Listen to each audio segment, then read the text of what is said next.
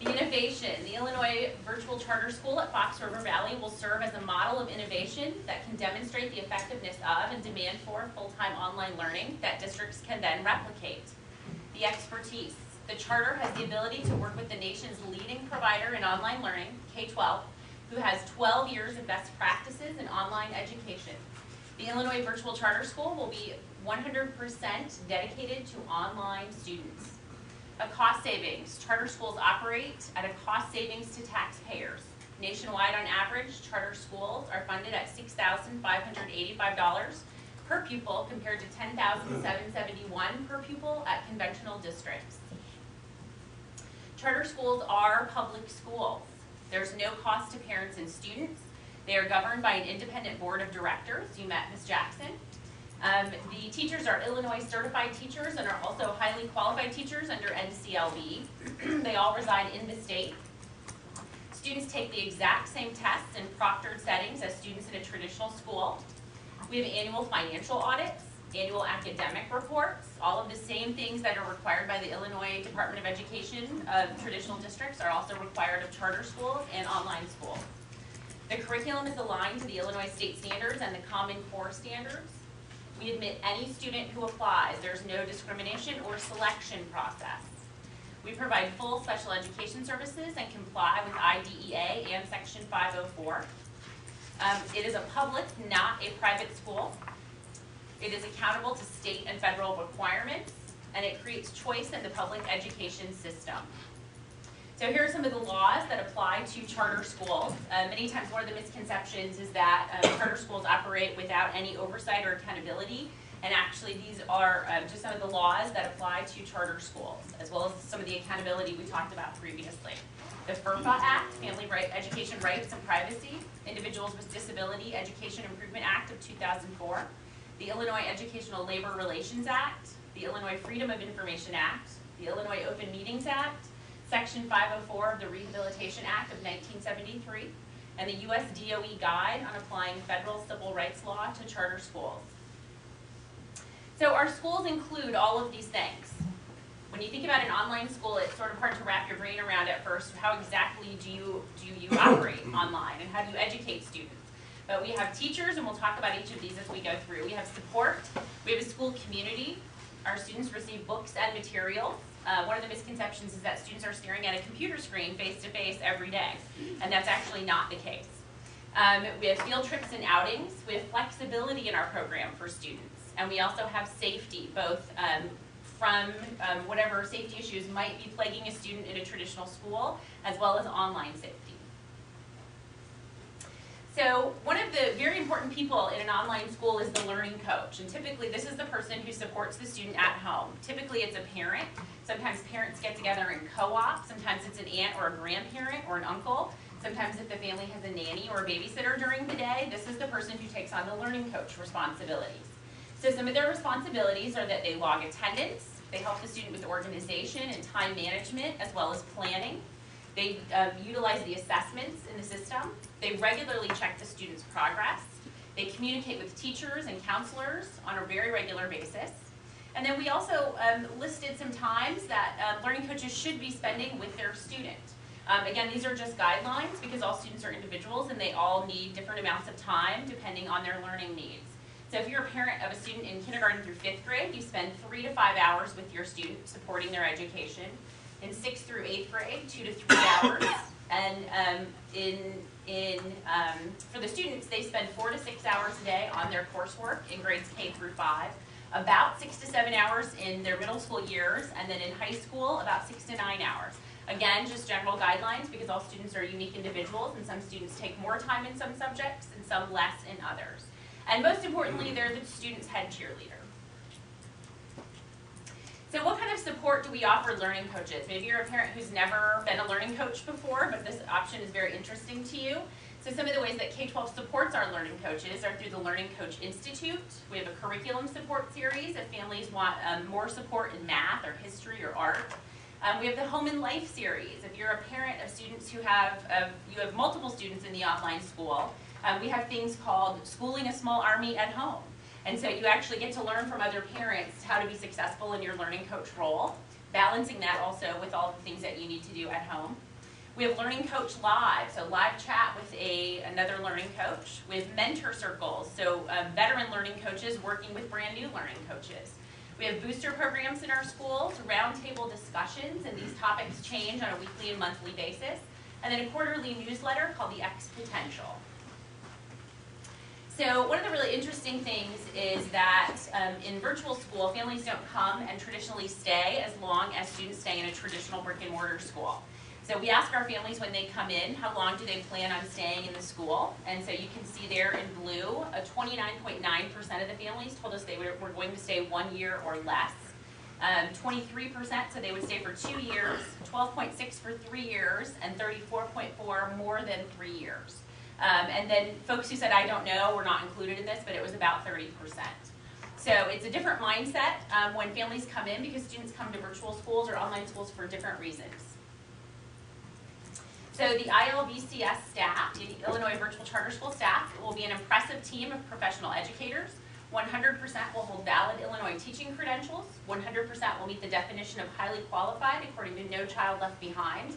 And we truly believe that a collaborative relationship between families and their assigned teachers is at the heart of a positive learning environment. I was looking at your vision up here, and I thought, oh, okay, there's a match.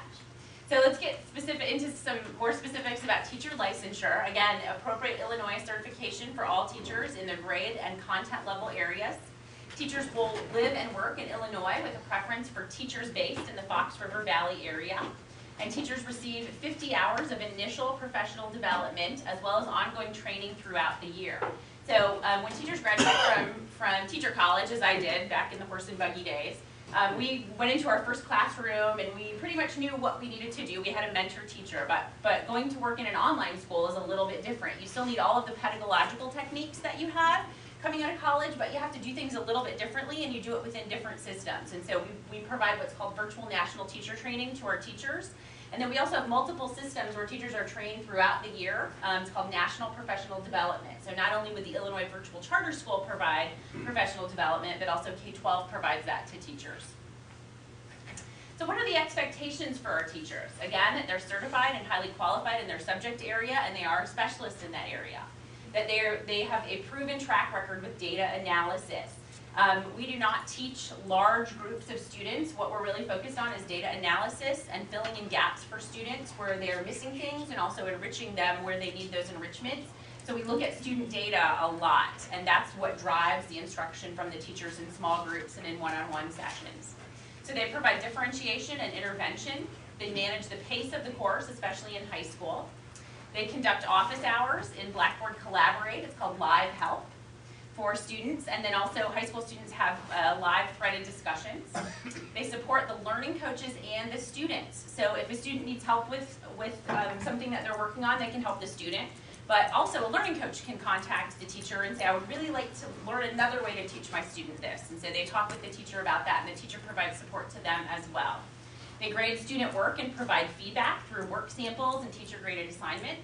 They conference with students and their mentors, and that's what we call the learning coach at the high school level, the mentor, as needed. And they're also a resource for curriculum questions and supplemental activities.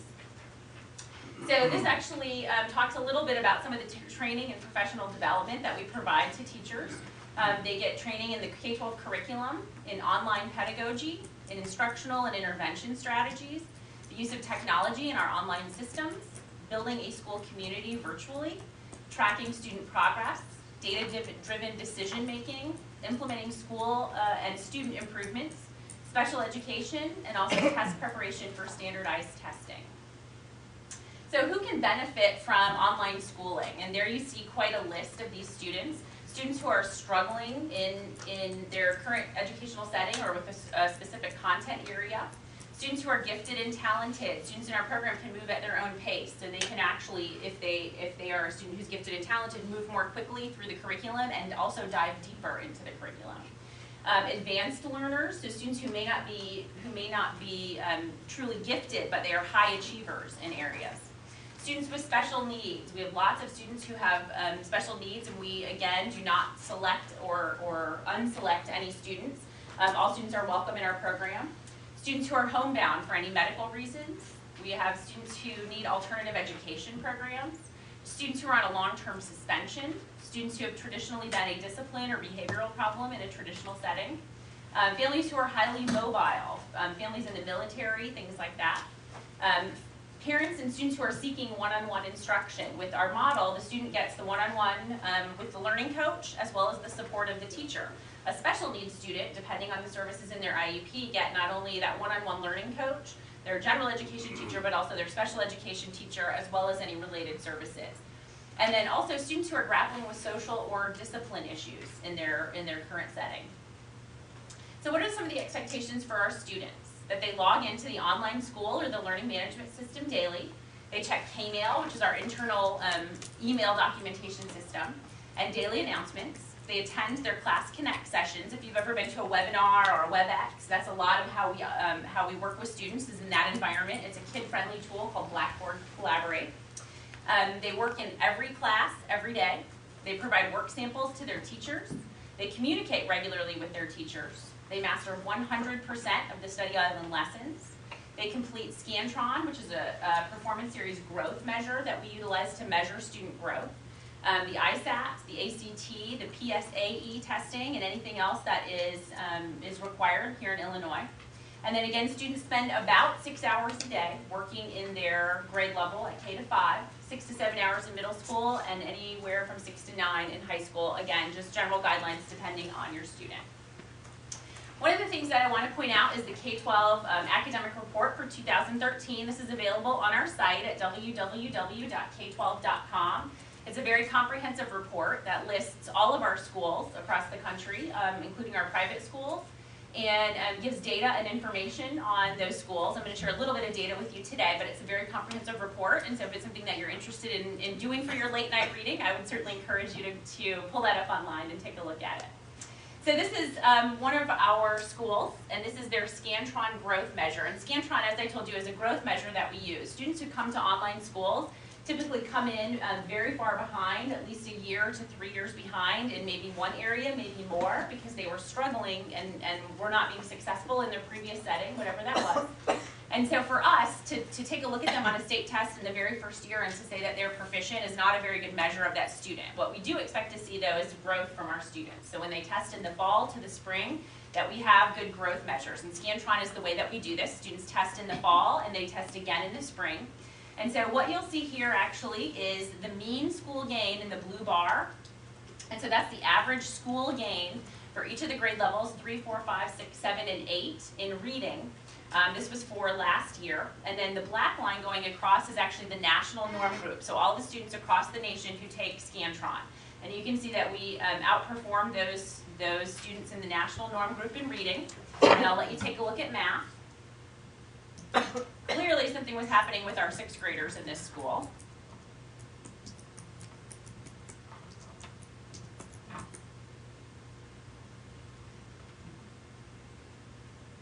So one of the things that K-12 recognizes, as you do almost every school and district across the nation, is that we have a math crisis.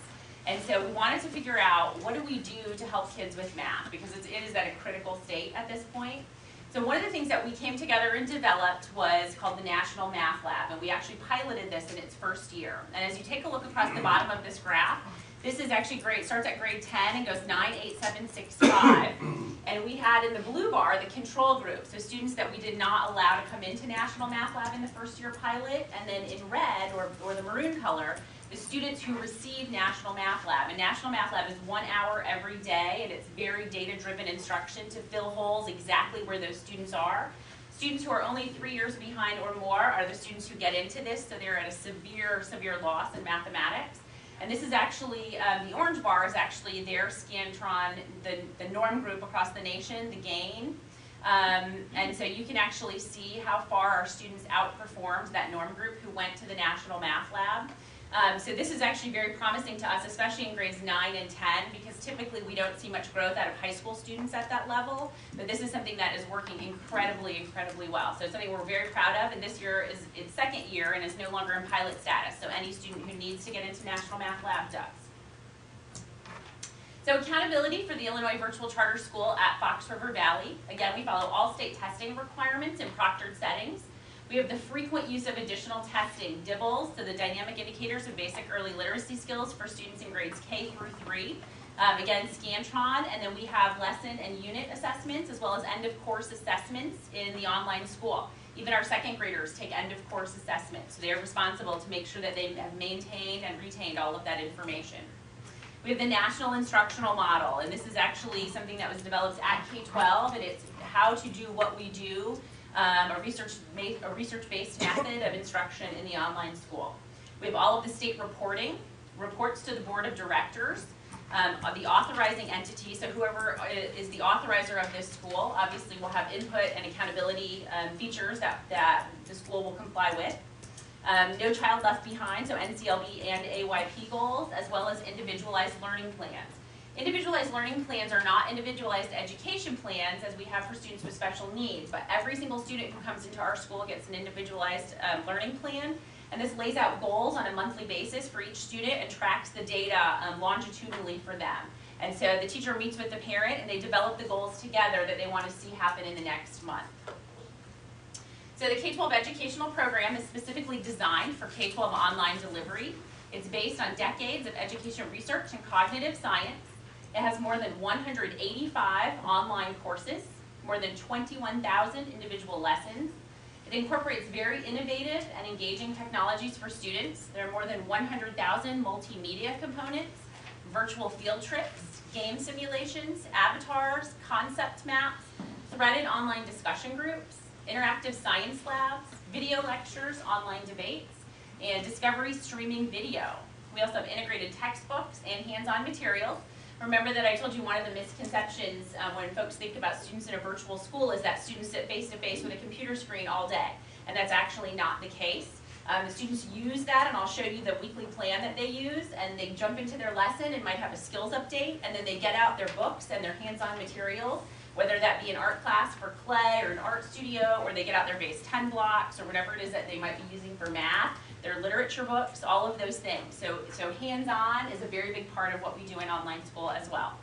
We also have full wet labs for a richer learning experience. So our students have the ability, and our schools have the ability to take virtual labs through science, or they can actually have the actual labs through science. And not only do I work for K-12, but my daughters, all three of my daughters, actually who are in 5th grade, 2nd grade, and kindergarten go there. And we have hands-on labs at our house. And so when I come home, there are seeds hanging in the windows and things growing in jars and beakers and graduated cylinders all over the kitchen. So all of those things are included in the online school.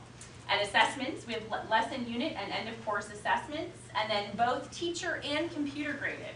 So not only do students just take assessments in the computer, but they also have, as I said earlier, work samples that they turn into the teacher for teacher-graded content. Students receive the K-12 online curriculum and planning and progress tools, books, materials, manipulatives, and supplies. We call it Christmas in July because the UPS man stops at your house and delivers boxes upon boxes upon boxes of materials for your student. Computers, monitors, and printers as needed. Internet reimbursement, access to an Illinois certified teacher, administrator, and special services, and access to group outings, academic workshops, and enrichment activities. So I want to go through quickly the K-8 overview so you can see what the system looks like. So this is actually my daughter's page, so I don't have a FERPA violation, because remember I told you that we follow all of those laws. So this is actually my husband's page when he logs in as her learning coach, and he sees my oldest daughter, Annie. And you can see she has hyperlinks to all of her lessons. She has quick links into the Big Think, the family directory, contacting the teachers directly. Right to Study Island it links. Down the left-hand side, there are multiple things and announcements in there. Teachers can create announcements. But those are places where you'll find those speaker series for learning coaches and all of the supports that we talked about earlier. You also see attendance and advanced prep. This is what the student's weekly plan looks like. So the student can look on Monday, Tuesday, Wednesday, Thursday, and Friday and see all of the lessons that they will be working on in those days. And so on Monday morning, they log in, pull up their weekly plan, click on Math Plus Purple, and away they go. It takes them right to the lesson that they are working on. But again, students can click all over the plan. If you'd like to block your schedule and work on just math and language arts for the first 2 days, you can do that. If you want to work on history and language arts for the other 2 days, you can do that. So the plan is very flexible and it moves with you. This is actually what it looks like when students are making progress through the curriculum. It's a mastery-based system, so students must reach 80% mastery to move on to the next lesson. There are objectives given at the beginning of every lesson, and the assessment then covers those objectives at the end. And so you can see in this snapshot here that in Math Plus Red, Annie had completed 15% of the curriculum. She had mastered it, and she had 85% left to go. This system also allows us to calculate for students the end date. So if you decide as a family that you would like to be done with school 2 weeks early at the end of the year, you just recalculate, and your plan will actually put the amount of lessons on that you need to have. So it's a very interactive system. And then this is actually part of the student accountability. Lots of times one of the misconceptions that we hear is that, oh, it's so easy for students to cheat in online school. And it's actually not. It's not any easier for them to cheat than it would be in a brick and mortar setting or traditional setting for school. As you can see, it tells us what the lesson is on the left-hand side, if it has an assessment or not, or a lesson checkpoint, what the score was, how many times the student took it. It also tells us the time that a student took it. So if we see that a student logged in at 8 a.m. and they took a test and they got a 0 on it, and they logged in again at 8:01 and took the test and got 100 on it, we can absolutely tell that something is wrong. So we can lock down their curriculum, go in and unclick that lesson. The teacher can pull them right into a web-based classroom and Blackboard Collaborate and test them on that content. So we can see very, very easily if something is not as it should be in the system. So the high school, so you can get a quick peek at what the high school looks like. So this is the learning management system in high school. And as you can see there, the list of the students' courses that the student is taking, their course average. It talks to us a lot about what's happening, and I'll show you the dashboard in just a second. So let's say that the student clicked right into their Algebra 1 course. This is what they see. And if you've ever taken an online college course, this looks very, very similar to that. Students can click into their syllabus, their calendar, contact their teacher. They can move through the modules as they need to. High school is less flexible because they are on a credit-bearing system and they must complete work within a semester. But their day is flexible because they can work whenever they would like to work.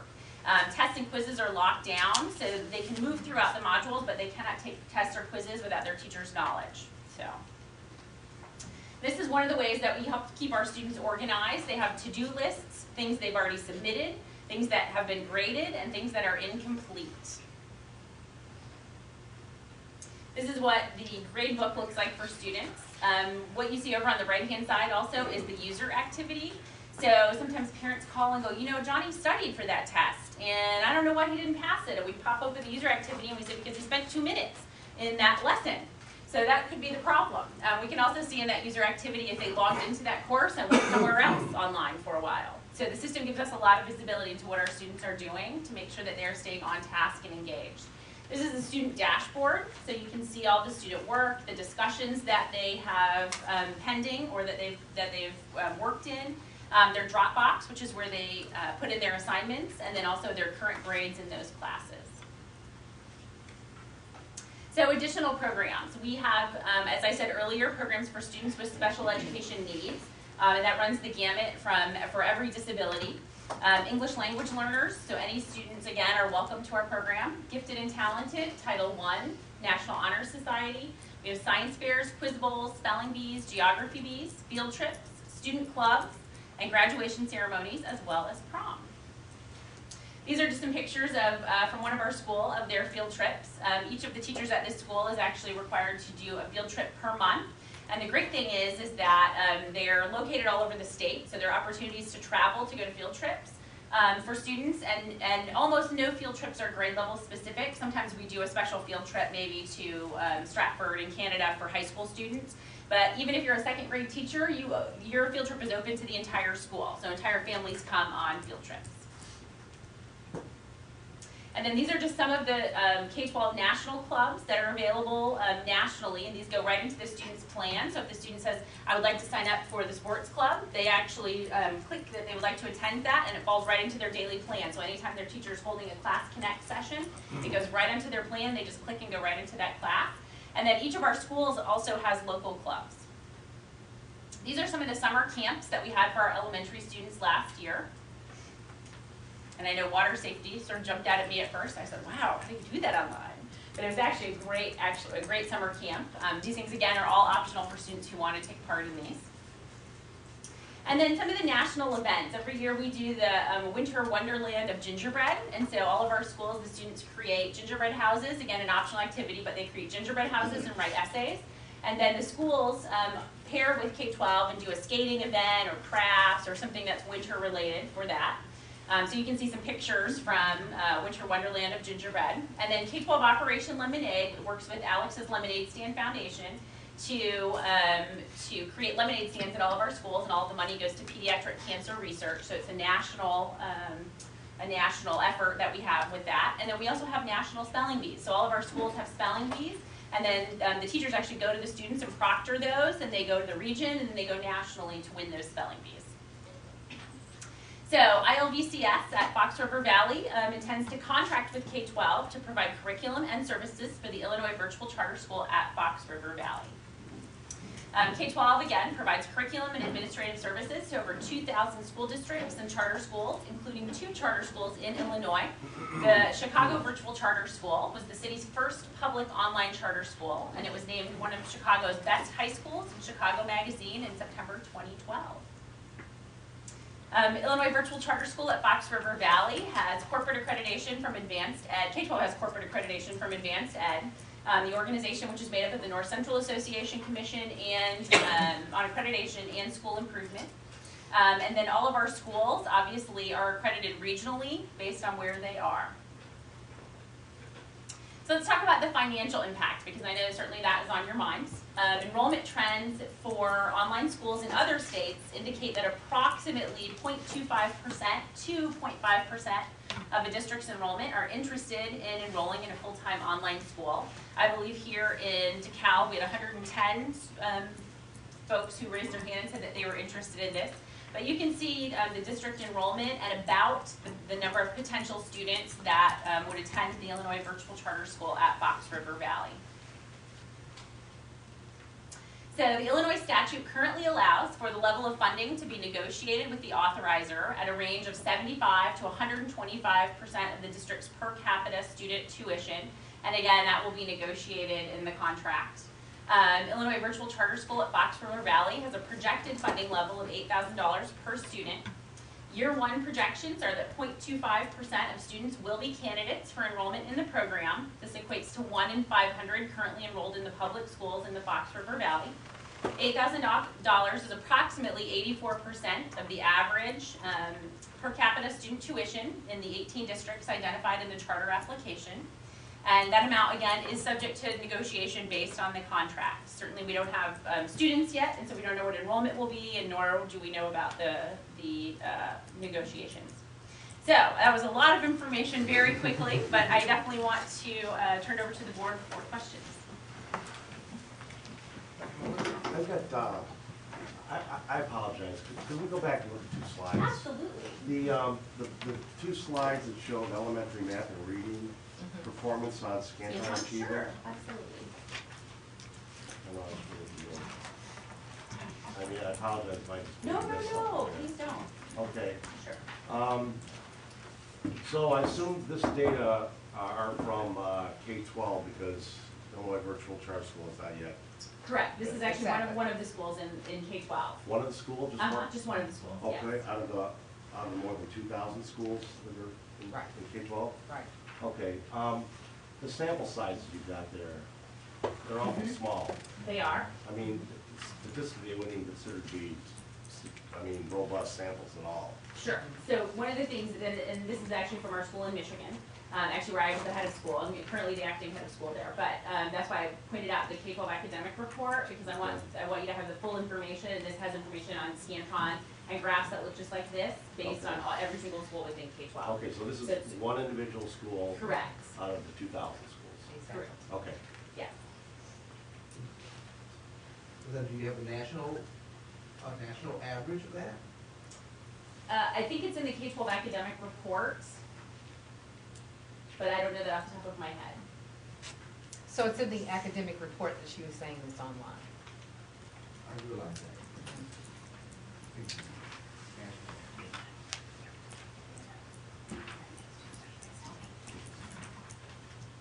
Dr. Muller, do you and your administration staff have some other questions?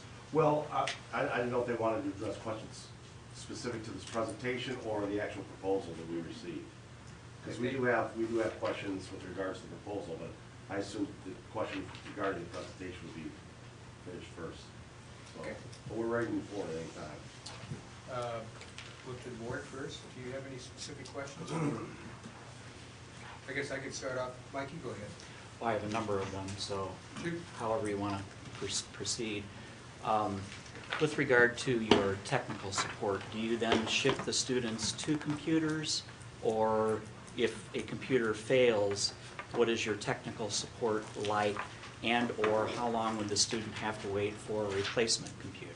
Great question. So we have on our homepage that you call actually K-12, and you punch through to technical support, and they have someone there to help you, so they'll diagnose what the issue is, and then they will address it right then if they can by remoting into your computer, or sometimes they have to send parents a disk, or they might say, you know what, it's a problem, we need to send an entirely new computer, so that would take, you know, standard 2 to 3 day shipping. So students can still work at a library or anywhere they have an internet connection, if they have a family member with a computer, those kinds of things. They still do have all of their hands-on materials to work on in the meantime. So the average then is 3 days? It would be 2 to 3 days if they needed a new computer, but in many cases they don't, they can repair it. And then how is that time made up per se? So if it's 3 days without instruction, then how do you proceed to make up those days? So students can still work in their hands-on materials. Based on that information, the teacher would take screenshots and can send information to the family or talk to the mom on the phone or the learning coach on the phone and talk to them about how they need to proceed in those days. But remember that the schedule is flexible, so they can just add lessons as they need to. Those lessons won't go away. They'll just pop over to the next day on that weekly plan. So yes, it would be like if a student missed traditional school and they would have to make up some time, but they will have done the hands-on lessons that were not online. So they would have part of it done. And different subject with regard to social development. Certainly the working world is reliant upon our students being educated to work with others. How does K-12 promote that social development and the ability to work with others in teams, for example? Sure, absolutely. So our students, I'm sorry, I just dropped all my papers here. Our students actually go to, one of the classes that they go to every week is homeroom, and so they work with students all the time in their grade level and across grade levels at the high school level. And then they also, teachers have the ability within the Class Connect classroom to put them into breakout rooms, and students get their own whiteboards and materials and whatever they need to work and partner up. So besides the social outings and those kinds of things, they get all of their interaction with the online classrooms and things like that. But one of the things that you find really interesting with students who attend school is that people think they're not socialized, and actually they're incredible children who are very well socialized. So it's things that the families are doing at home. They put students in 4-H and scouting and all of the extra things that they do with their families. So it's more than just school socialization. So then there are cameras on both ends, per se? Mhm. Okay. Absolutely. And with regard to the outings and the field trips, how do students get there? How do students get to go on those field trips? So typically parent transport, unless it's a big field trip like I talked about with the high school students, which we would take buses for.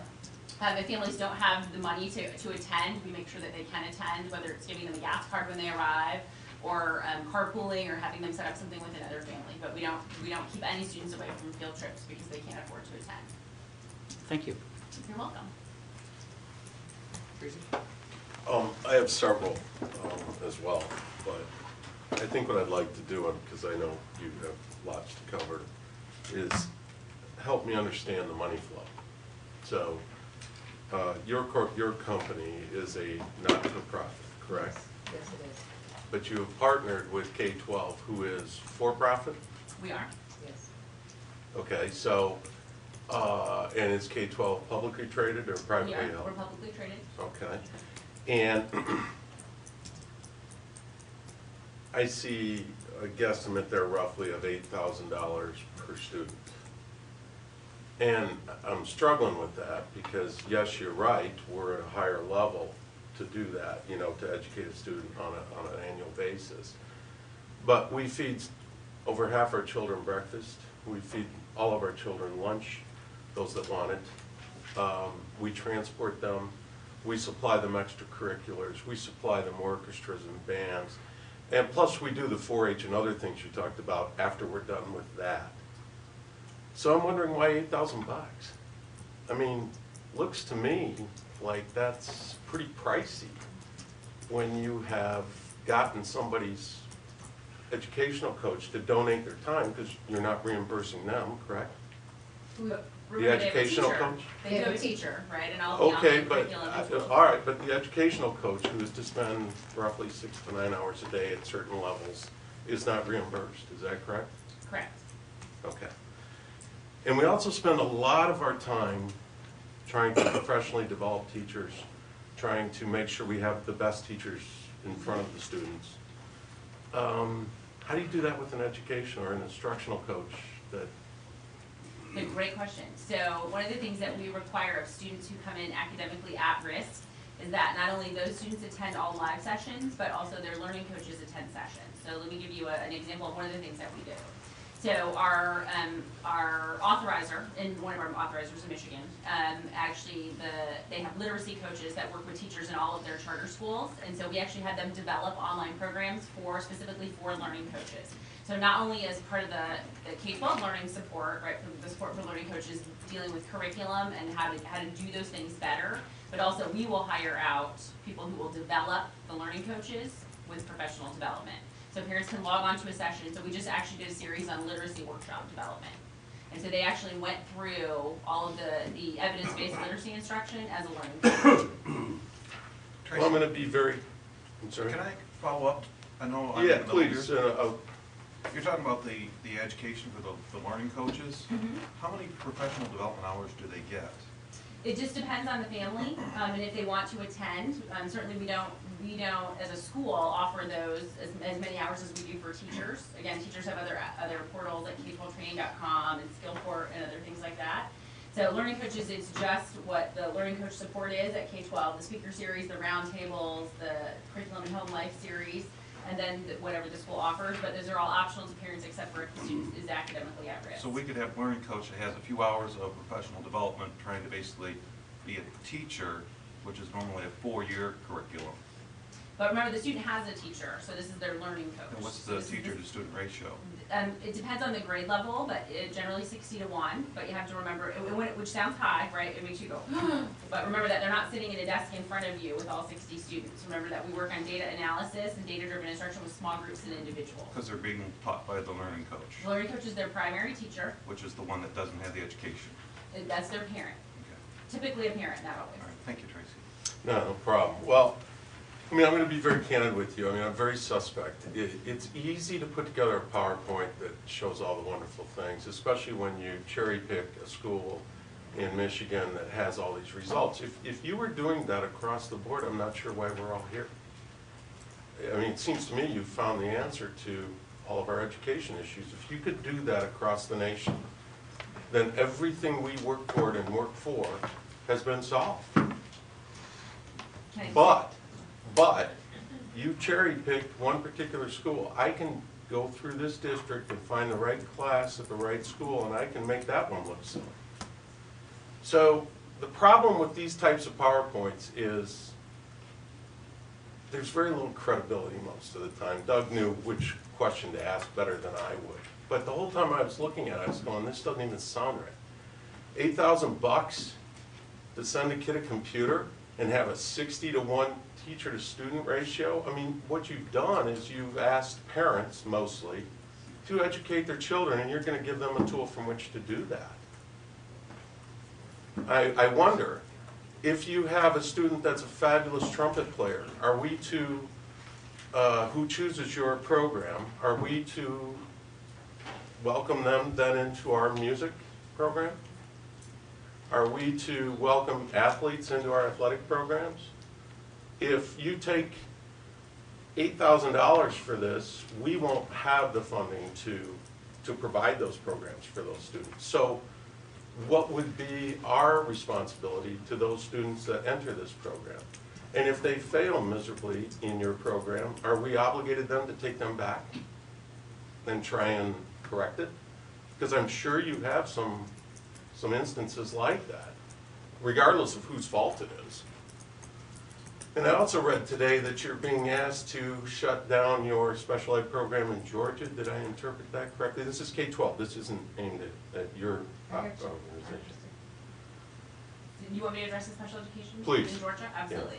So there was actually a report in the paper that special education was not happening as it should have been, and actually the Georgia Department of Education assigned folks to Georgia Cyber Academy to look at those things, and found that actually they had exemplary practices, and that is not true. They do have exemplary practices for their special needs students, and it was completely unfounded. So that the letter that was attached to that newspaper article from the Georgia Board of Education, or whoever it was, to you folks, has been rescinded? I don't know, I do not know if it's been rescinded, but I know that the Georgia Cyber Academy was assigned folks from the Georgia State Department of Education, and none of the things were found to have merit. Okay, Do you have a question? please. Do you have a question? When you were looking at, and you showed a list of typical students that come there, can you please tell me what demographics, because it sounds like a myriad, because you said they're very high, performing students, but then you also said students with at risk, or who have had alternative, or have been suspended for a very long time. We're looking at very different students. If you were talking about what the learning expectations, can you walk me through, maybe you can too, I need some help understanding, say for instance a student who is dealing with emotional disorders, and if they're only in that home-based program, how are we socializing them? There's other routines from my understanding, I don't know if there's any special education majors in here, but there's other things that need to be done. That's why we have community trips, that's the reason why we teach those strategies. Can you walk me through how that happens? Sure, so a student with special needs, if they were emotionally handicapped or emotionally impaired, that came into our program, whatever services are listed on their IEP, obviously some of the IEP items will change, modifications and accommodations will change based on the virtual setting, because some things are no longer needed that were needed in the face-to-face setting. So we will, with our special education team, have that IEP, they get all of the related services that they need, and in most cases for a student with emotional impairments, they would have a social worker or functional behavioral assessment with a psychiatrist or whatever services that they needed. So they would have their learning coach, Yeah. they would have their special education teacher, their general education teacher, and then any related service providers that their IEP designated. Online? It depends, sometimes they're face-to-face and sometimes online, it just depends on the service. Most speech and language we do online, some OT online, other services like PT obviously are face-to-face, and some of the social work is either online or face-to-face, depends on the student and the amount of students' progress toward their goals and their IEP. Okay, also when we're looking at the demographics, I'm just going based on research. When we're talking about students who are low performing or dealing with those behavioral issues, unfortunately as we talk about achievement gaps, we are talking about low income. What if this is an option for them? What if they don't have that, learning coach? Where do they get that from? Do you supply that person to come to their home? Right, so one of the things that's very important to remember is that education in an online setting is not for every student. So a learning coach is a critical role that needs to be filled, and that's obviously a family responsibility. It's not provided by K-12 or by the board or by the school. So sometimes if families really want this option, maybe we'll talk to them about, is there an aunt or an uncle, is there a neighbor, is there another parent in the area who's doing it who might be willing to co-op with you. So certainly we would try to support them as best we could, but that learning coach role is critical to their success in the program. But I can tell you, for instance, in Chicago, Yes. 6 years ago in 2006, so we just didn't, I've done my homework on this, right, my research. In Chicago Public Schools, I was the chief e-learning officer. We were looking for expanding some learning opportunities for our underserved population of students, right? Some of which even happened to be homeless at the time. Right. Some kids who had phobias, some who were hospital bound, some whose needs had not been met in the public schools, to be honest with you. And so there were big challenges. I had a big concern about K-12 at that time because I was like, wait a minute. If this is online, and these kids have been failed, have not had success in public schools, what could an online school do for them? Well, I actually took a trip. Before I took a trip, I did my research on every online provider out there. I looked at their systems. First of all, the process, their management, their administration, their systems, and most of all, I looked at their special education. Teachers, coaches, the whole gamut. To make sure that my recommendation to say that this would be a viable means is something that has been proven. So I took a trip and I went to their facility, more than just looking at their academic reports and the things that they wanted to show me, like what you've seen. I actually went and delved right into everything that I could possibly see firsthand myself, to sites. I talked with the teachers, and what ended up happening, I came back to Chicago and made a recommendation. And the recommendation was, I was just pretty much, excuse me, I was appalled at some of the situations in public schools. Not to say that I was born and raised in Chicago. I don't take it personally, believe me. Okay, I'm a public school educator. I've attended all public schools myself. So I'm not one to say the public schools are not good, okay? Then to bash them and say there's another way, of course. But we need to meet the needs of every child, because some children were being left behind. And what ended up happening, I came back and made the recommendation that if we were gonna have this virtual school, that it needs to be blended. And you know what that means, that there's an offline and online component, so that these children who were behind, we could actually ensure that they were gonna be tutored, that there were gonna be some on-site, that they would actually come to a facility and actually get the face-to-face support that they needed. And so that was part of the proposal in Chicago, is that it needs to be blended. So with that said, I went back and I actually looked at the curriculum and the means and the adaptive systems, their systems, right? And at that time, I was pretty much, had been working with NASA on learning management systems probably years before that, starting in '96. I'm part of a fellowship with NASA and whatever, you don't need to know all of that. But what you do need to know is that I know what I'm looking for. I know what it means to have blended, and I know rigorous content. In other words, a rigorous curriculum that addresses, is based on the standards and the assessments that are assessments for learning, right?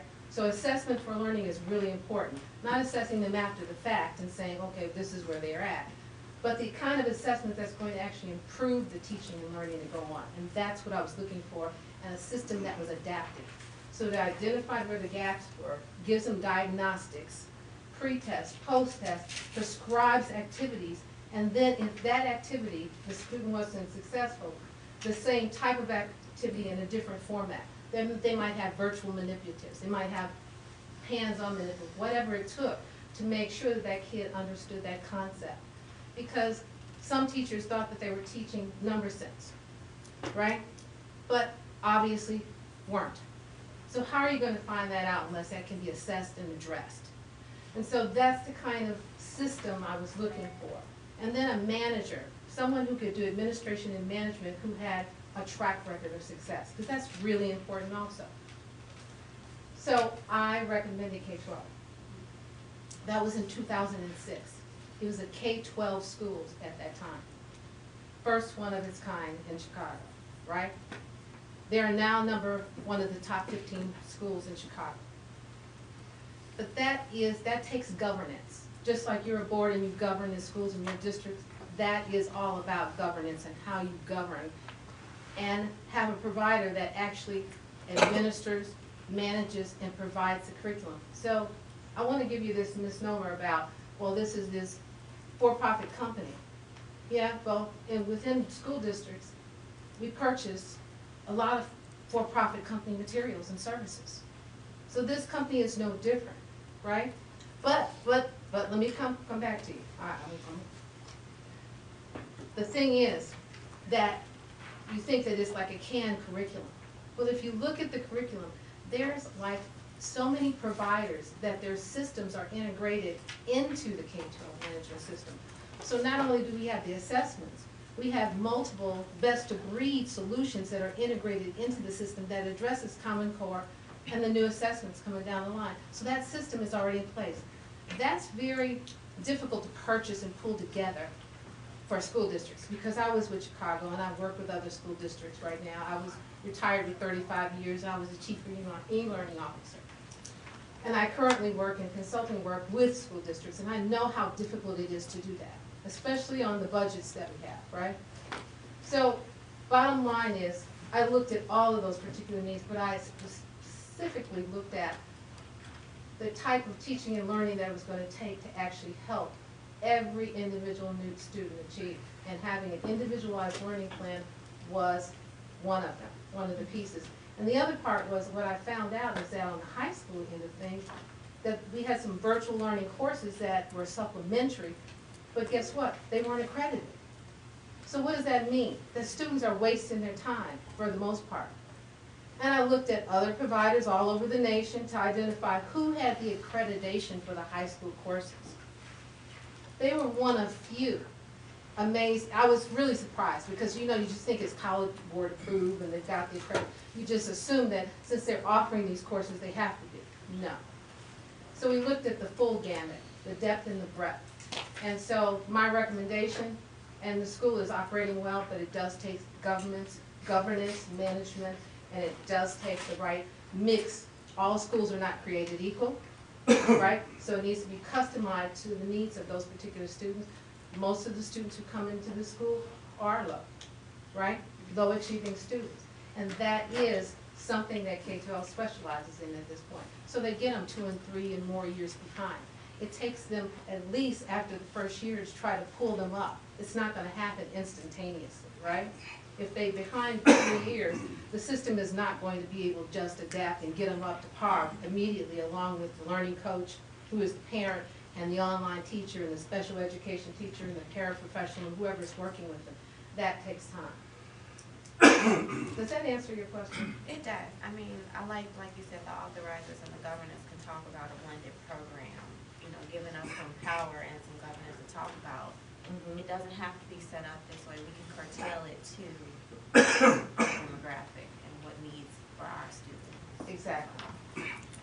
The blended program, however, does that come with the $8,000 cost? Yes. So is that where the academy provides the support to the low-income people that Yes. who need it? Yes. Yes. Because I didn't pick that up from the presentation. Right. We can't put everything in a Well, presentation. I know, but And even you wouldn't have liked it even anyway, even right? the proposal, even the proposal. Meaning that it would have been too long, and that would be get into PowerPointlessness, right? So it's better for you to ask us the What question. is your graduation rate for the 2,000 schools?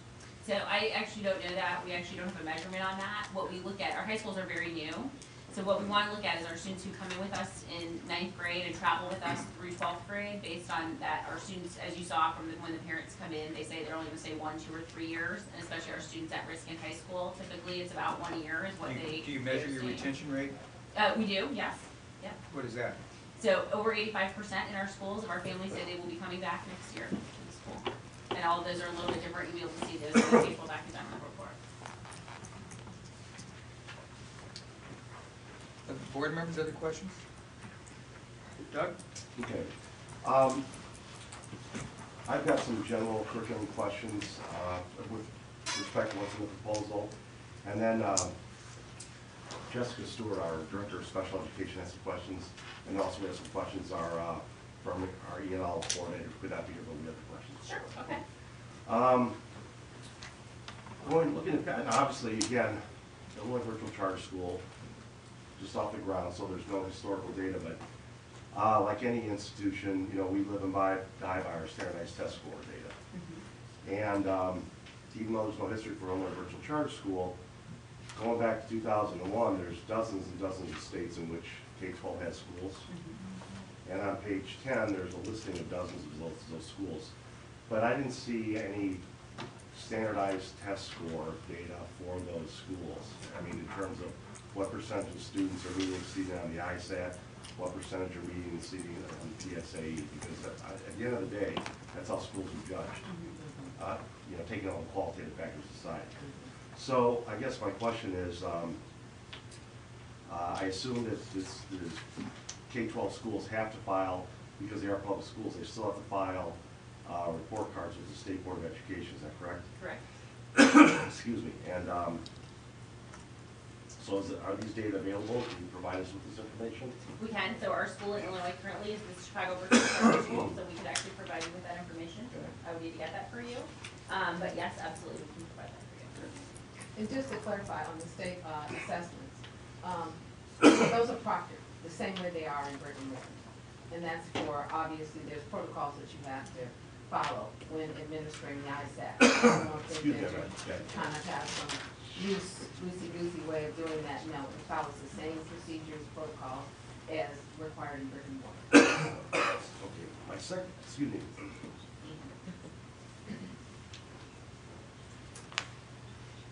Going along with that, with the current ISAT PSA and then moving forward with the park, because there are no brick and mortar schools, my question addresses who proctors these exams and ensures that special education and EL students receive the appropriate accommodations. And so today I also added that we are here at Sure, absolutely. So basically we'll use a testing database called Testing Nirvana, and it actually maps out where all of the students live across the state, and then we actually provide on-site testing locations around the state, so that families have to drive no further than 1 hour to that. And then usually at the schools, the teachers will be the site leads, and depending on the size of the school and the staff, obviously then teachers also proctor. And in Illinois, it's allowable that you have, if you hire proctors through a substitute teacher agency or whatever, that those folks can typically proctor. It depends on the state laws there.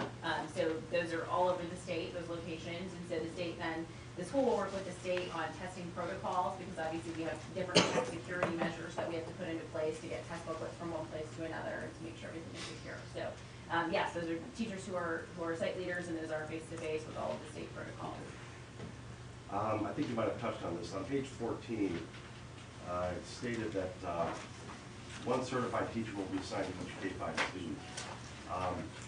But essentially, my question is, how many K-5 students are on each teacher's caseload? So it averages about 60. About 60? Mm-hmm. And then for grades 6 to 12, it also states on that same page, students in grades 6, 8, and 9 to 12 may, I added emphasis on that word may have content-specific teachers who communicate with students by subject matter. How is it determined which of these students receive the assistance of the teacher? So it depends on when I think it says May in there, because it depends when the school decides to start the middle school model, if you will. So our school in Michigan, for instance, the 6th graders are still in the elementary model, and then students begin specific content level 7 through 12. So they have a homeroom teacher, we go with the homeroom model, and then they have their content area teachers. Okay. For each content area teacher, how many students do they have in their class, so to speak? And it depends on the course. So I can give you an example. Can you give us a range? Yes, it would, again, depend on the course and the ability level, but the level of support needed to give to the student. So it could be 2 students in an AP course, because those might be the only students in the class taking that course, and it could be as high as 225 in an English 9 course. So 2 to 225. Mm-hmm. Just depends on the course and Sure. the student support needed. Okay. My next question, on page 37, where it talks about, and this is a huge component of it, when you talk about, What page are you I'm sorry, 37. 37. It says, the school also expects parents to volunteer their time and effort on behalf of the school and to suggest help organize and participate in field trips, other education outings, and social events.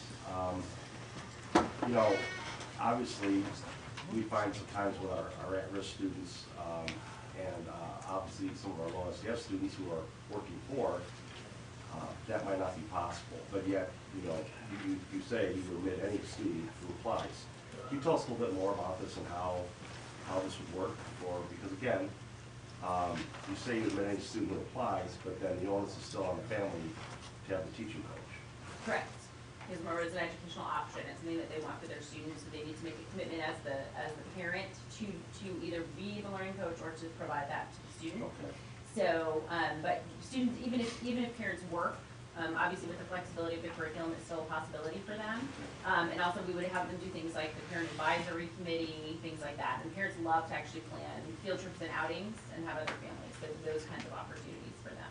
Okay, because it just seems to me for some students who may have single-parent families, this might in itself sort of preclude them from being able to participate. We have lots of single-parent families in our schools.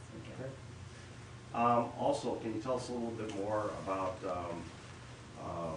you've got these expectations for parents. What happens if the parent does not meet those expectations, if they're not spending the 4 to 6 hours per day at the elementary level? How do you address that? So obviously through our tools, and obviously the teachers work with the students very closely, so they'll know how much the parent is engaged or not engaged in the process. Okay. And some students are more independent. If it's a middle school student, sometimes they definitely need less learning coach time. But again, it depends. So we would conference with the parent and say, these are the things that, we have a compact that they sign when they come in so that they understand the clear expectations Parent of compact the at program. school? So they understand what the clear expectations are and their roles and responsibilities in the program. And when those things are not being met, obviously the goal is never to hurt a student's education. So we need to make sure that we support them at every level of the process. And if it's something that's not working for them, certainly in the end, it's always the parent's choice, how and when they educate their student. But we have to counsel them and support them in what they need. But If that makes but sense. essentially, and I don't mean to belabor this, but if they can't find a learning coach, they can't be a part of the Illinois Virtual Charter School, is that correct? Yes, in Okay. essence. Okay, And that's a very critical piece of the program. absolutely. Regarding the overall curriculum that's mentioned on page 11, it references science as one of the content areas where you offer both basically core comprehensive honors or advanced placement classes in a variety of subjects, including science. And then on pages 55 to 58, you give the course descriptors for high school biology, chemistry, and physics at each of those levels. Most of these descriptors state that students will be engaged in either hands-on laboratory experiments students can conduct at home or virtual laboratories. Can you give us a sense of how these, like, I know you talk about your own children, but at the high school level, when you're talking about high school physics, chemistry, and biology, or AP, running those classes, how can this be met with hands-on laboratory experiments conducted at home by the student, or through these, I understand the idea of virtual laboratories, they're basically, I mean, because you can't have them send a whole bunch of toxic chemicals to have them work on those, but can you talk a little bit more about how those are operationalized? Sure, not the virtual lab, but the hands-on. Both the hands-on Okay. and then more the hands-on I'm concerned about. Okay, so kit-free or kitted science, if you will. So the board makes the decision with K-12, yes, we would like virtual lab sciences for our students, and we would like the traditional labs. So all the materials are sent to the student, and they have all of the same things, the safety things, the goggles, the microscopes, the petri dishes, all of those things that they'll be needing.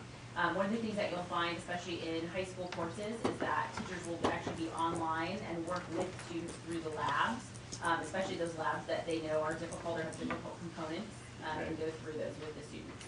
So they'll have the camera or document camera on those materials and be able to show everything. Okay. I got a question on that. Are they working with them one-on-one? So that when they're trying to do a biology and they're dissecting a frog, are they doing that one-on-one with the person there? They have a small group, because the teacher would have the camera on whatever she was doing, and then the student can actually flip on their camera, they can see multiple student cameras at the same time. You don't have students at home dissecting frogs? We do not have It's virtual. That's virtual dissection, yeah. Okay, Yeah, we don't deliver any frogs or anything like that. or skeletons. No. I think that's my general question. Justice got some related to special education. Yeah, I do. Could you describe a little bit the traveling process for special education? Sure, absolutely. So when a parent enrolls, that's one of the questions that we ask, if they've ever had an IEP, or if they have a disability. And so then if that happens, then the enrollment coach, or PAL, that we call them, the personal admissions liaison, actually will send them over to the special education enrollment team, and there they will do deeper inquiries, because that's what they specialize in is special education. We also have the RTI process in all of our schools, so that's one of the ways that we work with students who may already have a disability. We might push them right for evaluation, or we pull them through the RTI process if necessary. So, Can you explain the RTO process just a little bit? sure, absolutely. So typically it depends on the student, 3 6-week windows of time. And so in the first one, the teacher will fill out the referral form with the parent, and we'll talk about all of the academic concerns, social emotional concerns, medical or health related concerns. And then we go over that with the parent in an initial 1-hour meeting, and then we do an action plan. So we'll choose 2 interventions based on goals and sub skills, and then we'll put those interventions in place for 6 weeks. We meet again in 6 weeks. We also take baseline data at that point in time, and then we'll meet again in 6 weeks and go over the baseline or the new data to see if those interventions are making improvements or not. And if they are not, we might intensify, or we might say we want to develop a whole new intervention.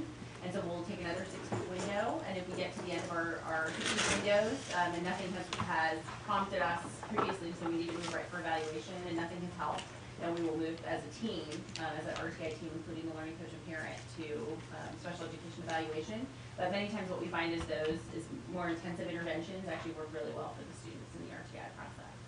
Is there any standard for determining the research behind any of those interventions to ensure that they are high quality, so that you meet that Absolutely. eligibility component for a specific learning disability? Absolutely. So we use things like DeKalb, A to Z reading, things that are benchmarked programs, so that we're able to collect data from those interventions. DeKalb is the assessment tool, but the actual the intervention that they're participating in. Right. So one of the things that we use with our students is MySci-Learn, if you will. That's what we use for our students who are struggling in reading. So that would be an intervention that they would do, and we would track them 30 minutes per day, 5 days a week, and watch their progress, and then give those progress monitoring along the way. Thank you. You're welcome. Within the proposal, there was mention of the FBA and behavioral intervention plans. So you mentioned a little bit how those were conducted. Could you give us an example of what a plan might look like? Sure, the FBA. So. The bit. Okay, so, and you'll have to forgive me because special education is not my area of expertise, it is yours clearly. So what would happen is that in the IEP process, obviously if this is something that the team found to be necessary, it was something that happened previously, we need to have one of those. We would send out the psychologist or the social worker or whoever was going to complete the functional behavioral assessment, and those interventions would be put in place for the student. And so we would train not only the general education classroom teacher and make sure that the special education teacher knew what those were as they were working with the student on academic goals, if they had those as well, but also the learning coach. So they were able to participate also in that functional behavior assessment because they're with that parent, with that student during the day. So. Goodness. So the proposal indicates that students with disabilities will participate within the general program. But we really are obligated to use restricted environment. We have to have those discussions that center around setting and environment, and at least annually we have to consider 3. So can you talk a little bit about some of the different settings and environments available for students with disabilities within the program? Sure. So obviously it's a unique program because they're one-on-one with their learning coach. So for all of our students that are all general education students, that's who they're with, is their learning coach. They also participate in homeroom sessions, which are typically larger groups, right? Could be up to 60 with the students. And then they also have small group and intervention. So I'll give you an example of some of our students who are in a functional curriculum. Actually are not doing the K-12 curriculum, but they use the unique curriculum because the K-12, either with accommodations and modifications, wasn't working well for them, so we are actually utilizing another curriculum. They still do have universal access, though, to all of the courses in the online school, so that they have that access. So it's coded sort of strangely. It's not always a resource room, and the state doesn't. Some states don't actually understand how to figure out how to code that yet in the virtual setting, because they are one-on-one, they are a small group, they have lots of different settings that they utilize. So. And then what is the day that you use to determine these restrictives? It would be the IEP team meeting, obviously, and their present level statements. And then I actually have ELL questions as well. Okay. So will students have access to research-based manual education curriculum in native language in their native language students program? They do not. However, K-12 does not have the curriculum in other languages at this point. So if we had students who needed that service, obviously we would have a teacher, depending on the amount of students we had with English language learning needs, or we would contract out through some of our related service providing agencies who provide us speech and language pathologists, also provide us ELL teachers. So we would utilize them if we had a very small amount of students, and then we would also potentially buy curriculum that we needed to have. Currently, that's one of the things that's on K-12's list of things that they would like to accomplish in the next year, is actually providing that in other languages, but currently we do not have that. Then how will oral proficiency be addressed? Is it interactive? And maybe the answer is that this point there's not the ability to do that, there's not a in person. Not a bilingual curriculum, but the ELL teacher obviously would use a tool, and there are lots out there probably, and I don't know them off the top of my head, but they would utilize those tools to get those measurements. And there is a real life person then providing that feedback. Yes, it would be a virtual teacher, obviously an online teacher, but yes. But do you know if is this software interactive? It would depend on the program that we purchase for those students, so that would be obviously, a recommendation potentially from the school administration and the English language learning teacher to the board. And then she just had a question about how your online curriculum addresses the achievement gap.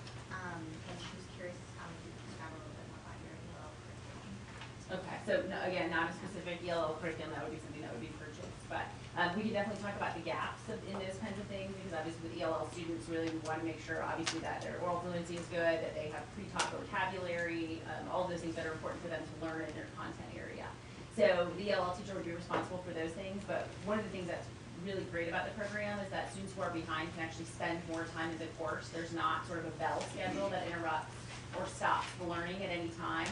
So you'll see many of our students who struggle in a content area will spend twice as long. And so when you look at their attendance, they actually have twice as many minutes in that content area as they do in maybe one that they're stronger in. So they have the flexibility to stay longer and study more and do optional lessons and do more enrichment activities if they would like in that content. And then just my last question, do you have your data broken out by those kinds of characteristics? So we kind of saw just school-wide data, but really breaking that down for students with IEP, students who might be English language learners within that academic curriculum. I do not believe I believe there's a demographic breakdown, but not on scores, but I'm happy to provide those to you. We have those at all the schools, obviously with all the state test data that we collect, Scantron data, so we can provide that to you if you like. Okay. Just to follow up, for the question Jessica asked about that data, and the data I asked about your standardized test scores for whether it be Illinois, and I think it'd also be nice to see some other states, how those states perform with regards to their high stakes testing. Sure, absolutely. And I would certainly say just remember that as you're looking at those things, remember that students come because whatever current setting they're in doesn't work well for them. And so as I mentioned during the presentation, obviously proficiency is not always a good measure, which is why we measure growth. And we really advocate for states to start doing that with students, and I think many districts do. When can we expect to get that data? Because obviously we have to process through that and present it to the board before they can make any decisions. Yeah, and when are you thinking about making that decision? April 19th. April 19th? Okay, would April 1st work for you? April Fool's Day, it's always Okay. birthday. All right. So April 1st will wait for that. Okay. And also, at the high school level, I assume do high school teachers teach more than one class? Yes, but always within their content area. So you might have an English teacher who teaches, AP, English, and then senior level English, or ninth Okay. grade English and journalism class, whatever their certifications are. Because my concern is that, if you, obviously, if you've got one teacher who teaches freshman English, and they've got 225 students per class, is it potential they could have 450 students? No.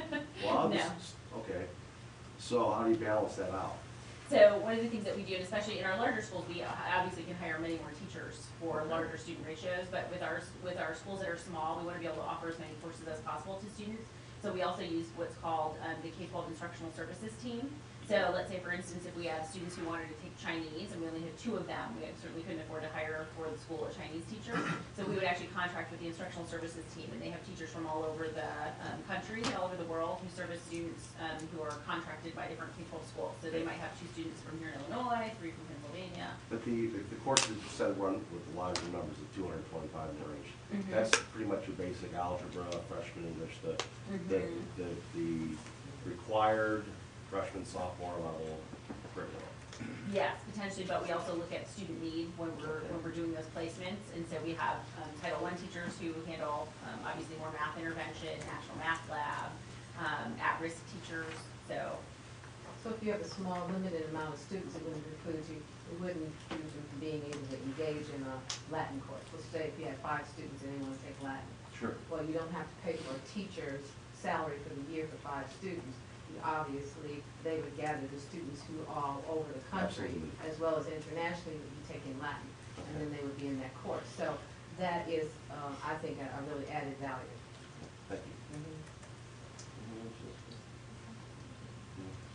I think from a curriculum and Okay, I student think- services perspective. I'm going to go look around the board here one more time before we open it up for any public comments. Any additional questions? Jessica, I'll go with Jessica first, and then you to Tracy. I'm sorry, here you go. When you were talking about the response to intervention, I know we were talking about it on the special education spectrum, but I know RTI is also in the general education system.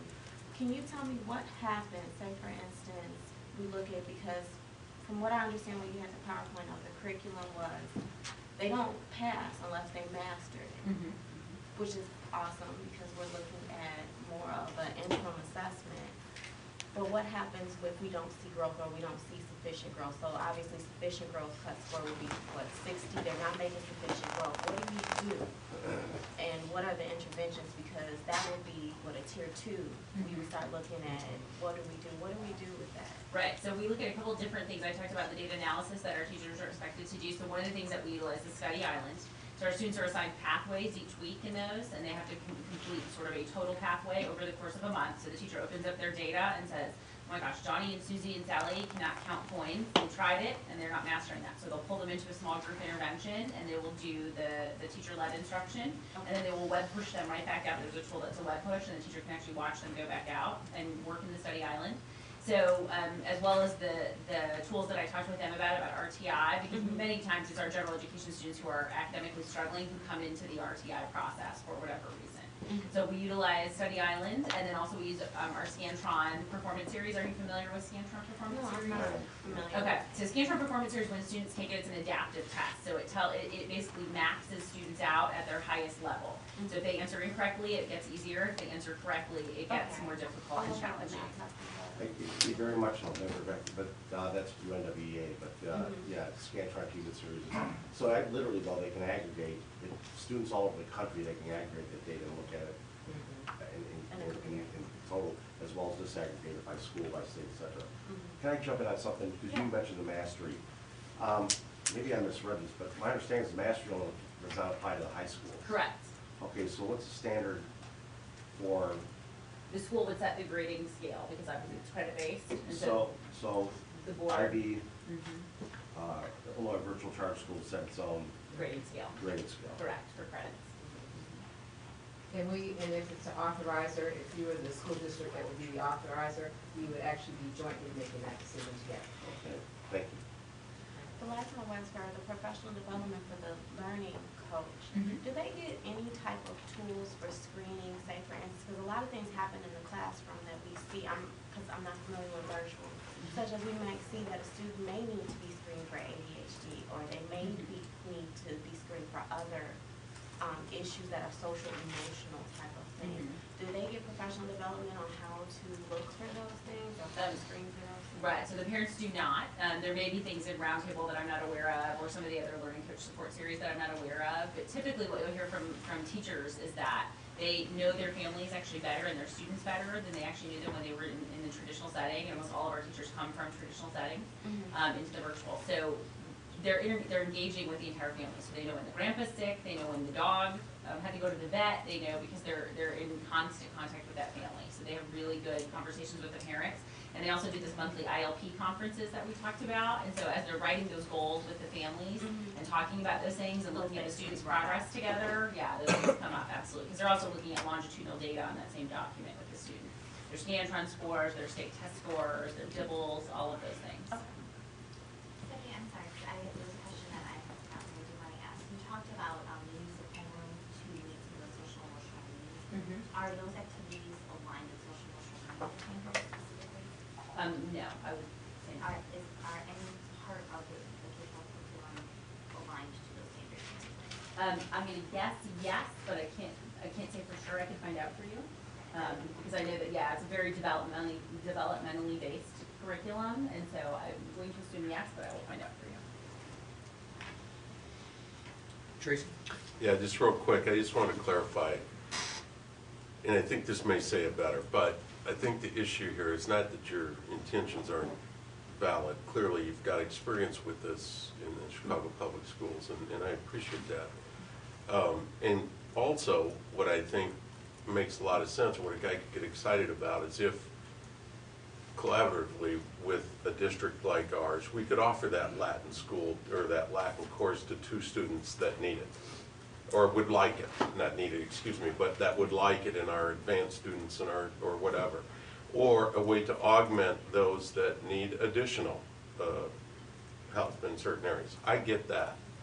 I think what I'm struggling with, and I haven't gone through the proposal but we have the people here to help me do it, is had you come to us and said, okay, we'd like to consult with your district because we can offer these things at a per course fee or for additional services, that would make it more affordable for the district and perhaps parents and families. And in this community, that's important. But to come to us as a charter school, we're now mandated by the state as to what we are to reimburse you. And our friends downstate have found a way to do this over and over and over. And if I do some very quick math, so I've heard numbers from 2 to 225, we average 60 students per teacher, and I just do some quick math based on what we know our budget to be, and I don't come up to anything that comes anywhere near 75% of what we spend to have bricks and mortars and psychologists and food and all of those things that come along with it. So I'm sensing there's a significant margin built in here, significant. And I don't see how we can come out ahead on this. So perhaps you can help me understand it, help me understand your cost better. But if I can take a $40,000 a year teacher and dilute them down over 60 students average, we're trying to get our class sizes smaller and take out administration at that level, because you really don't have to worry about disciplinary issues or that sort of thing, and take out all the support that comes with it, and you send a computer and some workbooks. I don't see how that math comes out anywhere close to what we're talking about. Okay, are you interested in seeing like an operating budget? Yeah, I'd like to see a lot of stuff like that. Okay. Maybe a cost per student for the Chicago area, or somewhere close to us that would be a comparable sort You of. want more details? Please. Okay, I agree. Michael, follow up on that. You talk about the charter school is a nonprofit organization and you're working with K-12. Have you identified what that contract will be with K-12 and how much of that $8,000 goes to the school versus going to K-12 for their services? You know, it's on the average is 8,000, but keep in mind that we haven't negotiated a contract yet at this point. So that's going to be based upon how much funding we actually do get, and then working that throughout negotiations. So it's no different than you and your school district hiring, contracting services of many vendors that you use in the district, and you negotiate that. You either put RFPs out there for your scope of services and your specs and all of that, and you decide based upon that who you're going to contract services with. So it's the same thing. I understand the process. I'm just Right. trying to find out what the numbers are, what percentage of the, you know, if we don't know what that's going to be, if it's going to be 8,000, 6,000, 10,000, whatever it's going to be. We won't know that until. What percentage of that typically in your structures, because you've got 2,000 of these schools, what percentage of these schools that you work with that I assume will be similar to what we'll do here with this particular charter school? What percentage of the total amount comes to K-12 versus staying within the school? Please. So typically, the management fee is 15%, and then there's a 7% technology fee. How much? 15% is the management fee, so that includes the school administration and all of those things, and then a 7% technology fee. 7? And help me understand this correctly, and I might be wrong, maybe I misunderstood, but we have to pay somewhere between 74 or 75% and 125%, correct? So that's the negotiating range. It's not, Right. so we go to a book vendor who's for profit. We can negotiate that down to virtually a 1% margin for them, or go to somebody who can supply roughly the same thing at a lesser price. We can't really do that here because we have a range we have to work within. Isn't that correct? Well, the thing is that it usually averages out to be about 84%, right? So, for instance, 100% funding. When a student comes from your district to this virtual charter, we would get approximately, I'm estimating again because we don't know the actual figures at this point, that's still to be negotiated. But on the average, it's usually 84%, which means that we don't get 100%. The 16% goes back to you. So Okay, but we still have a floor and a ceiling from which to work. Is that you got it, correct? you got it. But Okay. out of the 100%, 16% goes back to your district. Well, if that's where we land, or or could And then cost us 84% 110%. We haven't got there yet. We But haven't we got have there. a floor and a ceiling to work with, Right. 75 to 124%. You got it. Okay. Thank you, I wasn't completely clear. Tony? I'll defer to the board first, I just have several Okay. questions I need to ask. Just one question, I don't know whether Chanel, you said it, or Stephanie, you said it, but there was just kind of an offhand comment that 100 people raised their hand in our district that wanted this service. How'd you get to that number? I don't know that, but that was actually the number that we were given by parents that raised their hand. I can find out where that came from for you, but. I'd like to see the data, was it Okay. a survey, was Okay. it, Sure. how was that And where done? did you get that information? Yeah, I mean, that's just kind of Sounded like it was a meeting or something. yeah, was it a No, it public wasn't a meeting? meeting, it's actually inquiries, and so how they receive that information, I think that K-12 needs to respond to that. Because I'd like to see the inquiry, I'd like to see the market research thing that was sent out, and how you came up with that number. Okay. Because that was just kind of threw that out there. That was actually I just mean- one of the numbers that I was given, for each of the districts that were holding hearings, and that was. And, you know, if I might ask one other thing, I mean, it looks like it's a kind of a planned marketing strategy, because my understanding is you're going to 18 to 20 schools within this area, and you're kind of bombarding the area all at once. How did you pick this time, and how did you pick the districts? And is this being done across the whole state, or just to the Fox Valley? Right now, it's just Fox Valley. Right now? Okay, Right. so you're going to take it statewide? Well, you know what, let's take it one step at a time. I think Fox Valley and 18 districts is probably gonna be enough, right, at this point. I can't determine that, I don't know. Right. I And I just, don't I just either. learned about this a month ago. But no, there are no plans to do that. Okay. We're just planning on the one charter, okay? So we're not looking at, you know, Okay. steamrolling this across the state, no, not at all.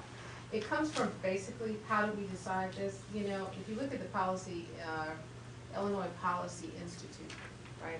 Mhm. And the data that comes out of there, that it basically talks about if downstate and suburban families lack alternatives. So the data on that I actually have. I'll give you a copy of it. I have a couple copies, and I'll leave that with you. We can make copies. Uh-huh. And what it states is, it actually talks about, there's a waiting list of students in certain areas that actually already have charters of who, and actually I just have, That's all right, we can make copies of it. okay, let me just give you that one and I'll give you Okay, some to you. that's fine. And if you look on, gosh, if you look at this, it actually looks at, go to page 3 of 8. I'm sorry, I didn't bring enough copies for That's everyone. okay. We'll make copies. Okay. But if you look at there, the charter school, it names the charter school, the year it opened, the grade served, the student school population, and the wait list. So when you look at the map, and I think they have some maps here as well, Are those chartered schools or virtual chartered schools? charter. Okay, how many of those are virtual chartered schools? I don't think there is any, I think we're the first one, Okay. right? Okay. And if you look at Illinois versus Indiana on page 6 to 8, it shows you the mapping of where the charters are currently, right? Where they are in Indiana versus Illinois, Illinois versus Wisconsin. So if you look at the area, we kind of looked at the Fox Valley area, it's about 259,000 students. So we looked at that population to see if there's enough actually there to actually be viable in terms of means of a charter school. So we looked at about 600 to 1,300 students for virtual Now, charter. just for clarification though, is this virtual versus charter, or is it? No, I'm just saying charter schools in Is it general. just charter schools in general? Yeah, I just So- want to make sure we're comparing apples to apples, not apples to Yeah, oranges. she said there were no virtual charter schools on there yet. right. So here's another copy if you want it, but I was just Nope, giving you appreciate the, okay? Mr. Figueroa, Thank you. I'm just gonna jump around a little bit, this is based Sure. on piggybacking some of the financial components in your proposal. That I know is very important to the board. You talk about in your proposal school governance, and you delineate administrative and oversight. Hey, Tony, I'm sorry, you gotta speak up a little I'm bit, sorry. buddy. No, that's all right. In your proposal, you talk about school governance, Thank you.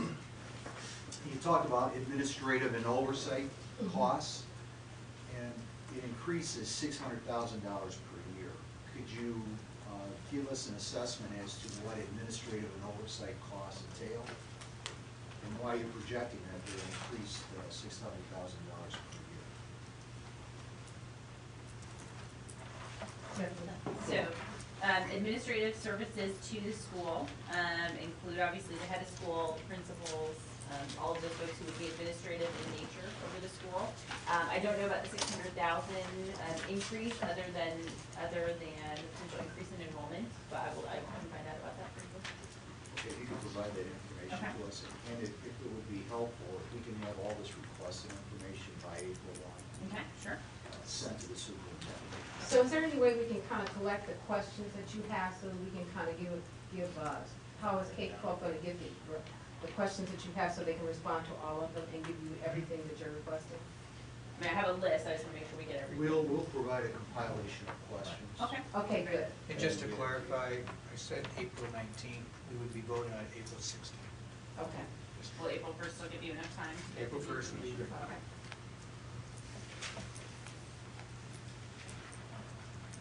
Do you anticipate that the state will allow the transition impact aid to be sent to virtual schools for this endeavor? Do you have had communications now with the state on this as far as any transition impact aid fees? No, not at this point.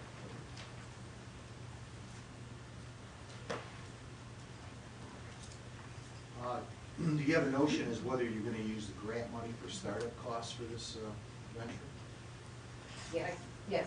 What type of grant monies are you anticipating, or have you received, or have you applied? We haven't really received any yet, but we're going to be applying for. Do you know how many grants you're applying at this point? We haven't really, can't give you an exact number, but I do know that at least 2 or 3 have been identified at this point. Could you give us that information, possibly? Yes.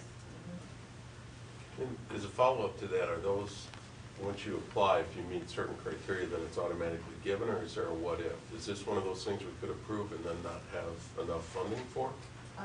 You know what? I have to get back to you on that. Okay. Give you the specific detail on that. I don't want to say something and somebody write that down. Well, and say, grants yeah, are you said. iffy, you know, And I know especially about with grant money. sequestration and all that stuff. I mean, things are Yes. changing. I know well about grant funding. Yeah. Yes. So I want But to the make issue sure. would be then, for whatever reason, there might not be enough capital to actually start this, potentially, or that's still a possibility. So I will give you that exact Okay, information. thank you. Have any K-12 charters been revoked in this state or other states? I do not believe so, no. Not in this state. In other states? I believe so. Can you give us the definitive You want, answers? you want a verification on that? Yes, if you Okay. could verify that, that would be extremely helpful. Okay.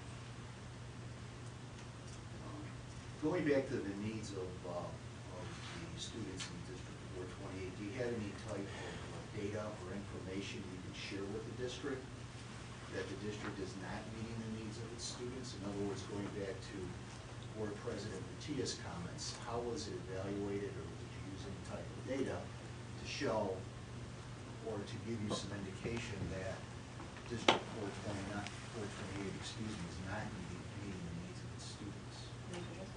Please. So actually, that's not the purpose of the school. The purpose of the school is educational options and choices for families. So not all students fit in one educational model. Students don't all fit in an online model, as they don't all fit in a traditional brick and mortar. So it's not about things that you guys are not doing by any means, right? You're doing great things. School districts do great things for kids all the time, but it's just offering another option to families. So we didn't gather that data to say what, in terms of where you were and not meeting students' needs. We looked at this as an opportunity for those people who actually sent those requests and wanting to know more about virtual education. Do you contemplate that you will return any unspent funds in terms of if you do receive grants or the allocation of the general state aid? If you have any unspent funds, you anticipate you would be returning to the district? Returning to, District 428. we haven't even, I can't tell you that right now. Have you done that with other school districts that you operated? I've only operated, this is my first in terms of being board president, so I haven't operated in other schools. I don't How know. about K-12? Well, if you have operating costs versus the revenues, what if your revenues exceed your operating costs and your margins that you Well, that money belongs to the school, right, and the board, obviously, to govern over, and so after K-12 has its management fee taken out, and its technology fee taken out, that money belongs to the school, so it doesn't go to K-12.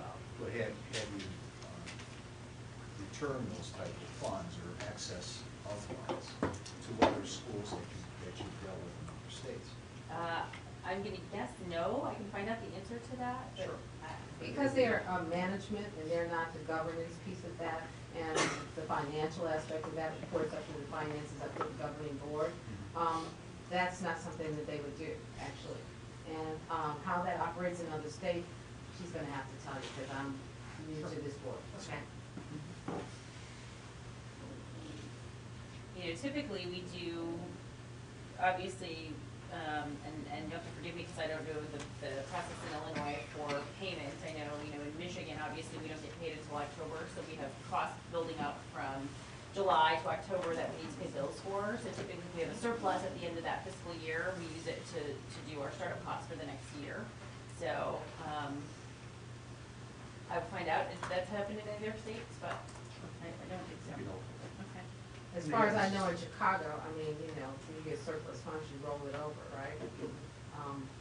Depending on what the funding is. If it's grant funding, obviously they have certain requirements and guidelines as for, in terms of how you spend that funding.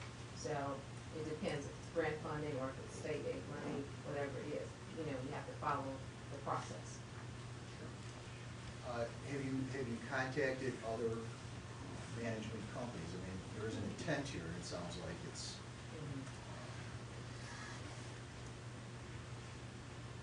a manifested intent to contract with K-12. But as we know, sometimes those things don't happen.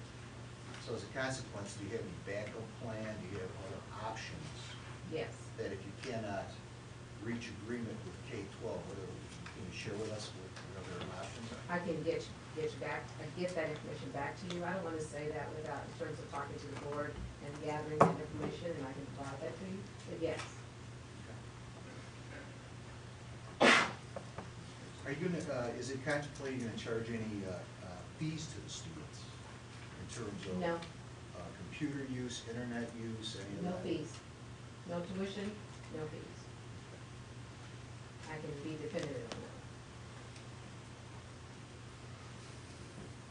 I don't have any further questions. Miss?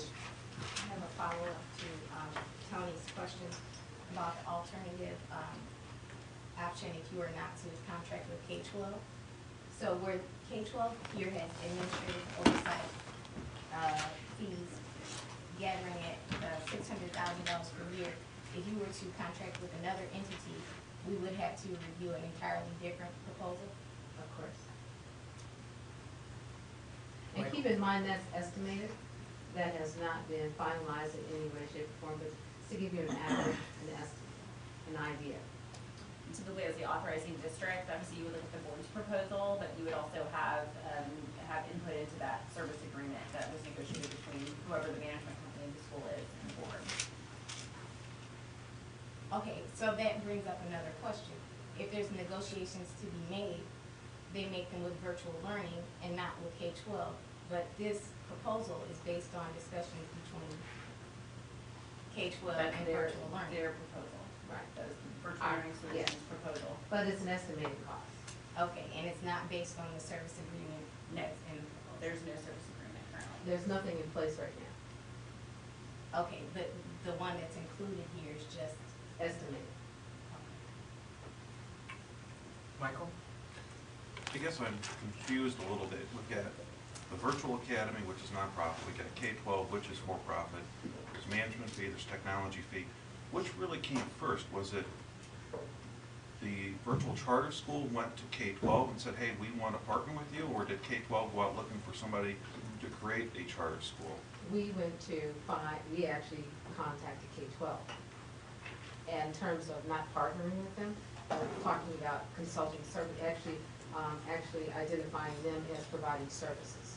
So as a school district, we have to go out and do requests for proposals, and we accept a number of different proposals that come in. Did you do the same, or did you just contact one company? I know we know the lay of the land out there. We've actually done some research on that, and so this is the provider that we were wanting to work with. So you did it based upon your experience? My experience and the board members as well. How do you know that their costs are appropriate and reasonable compared to what the other competitors are doing? Actually, it's estimated cost. We've never been in final negotiations with K-12 as well as other providers. You really don't know what those costs are until you get to the bottom line, right? But looking at them, you identify what specifications you need to have in place. What are the things you need to have in place to ensure success? And so that is like looking request for proposal and the specs, the requirements, the things that you must have, right? And you look at that to identify what your provider is going to be. Who are you going to contract those services with? Who meets those requirements? And how do you hold them accountable? Because you're using their curriculum.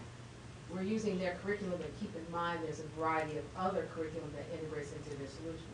So I also looked at the fact that they have Compass Learning, Odyssey, Headsprout, they have Reading A to Z.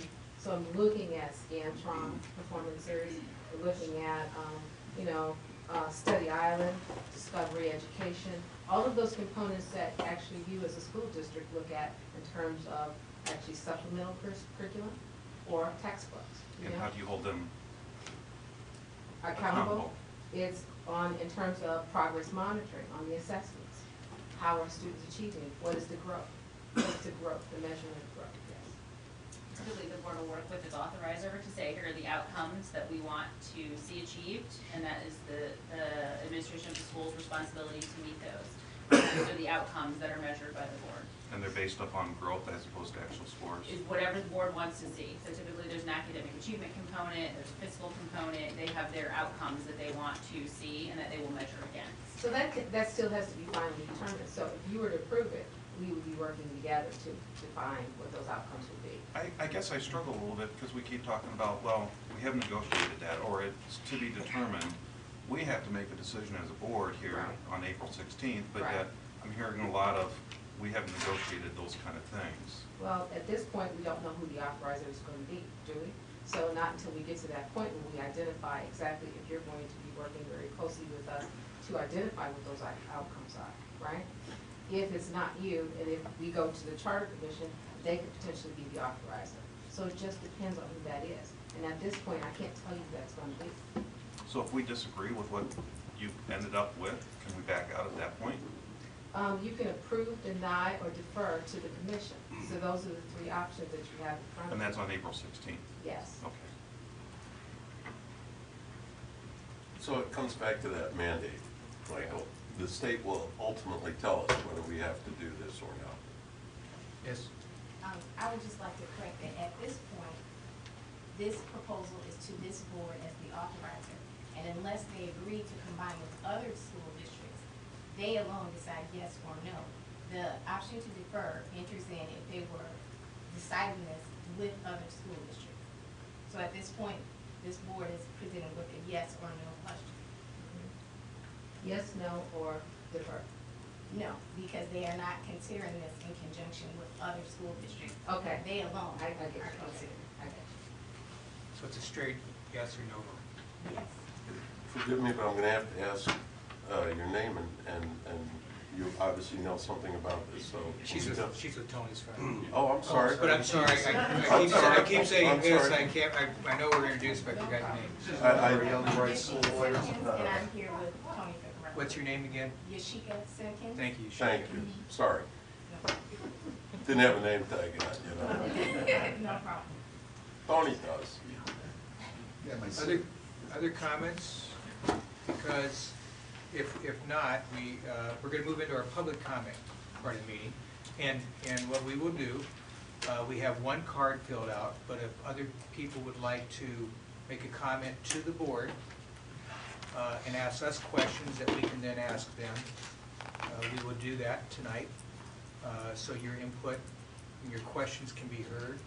And then we don't want to create an open dialogue and have this go on forever, but we would document your questions and then have that presented to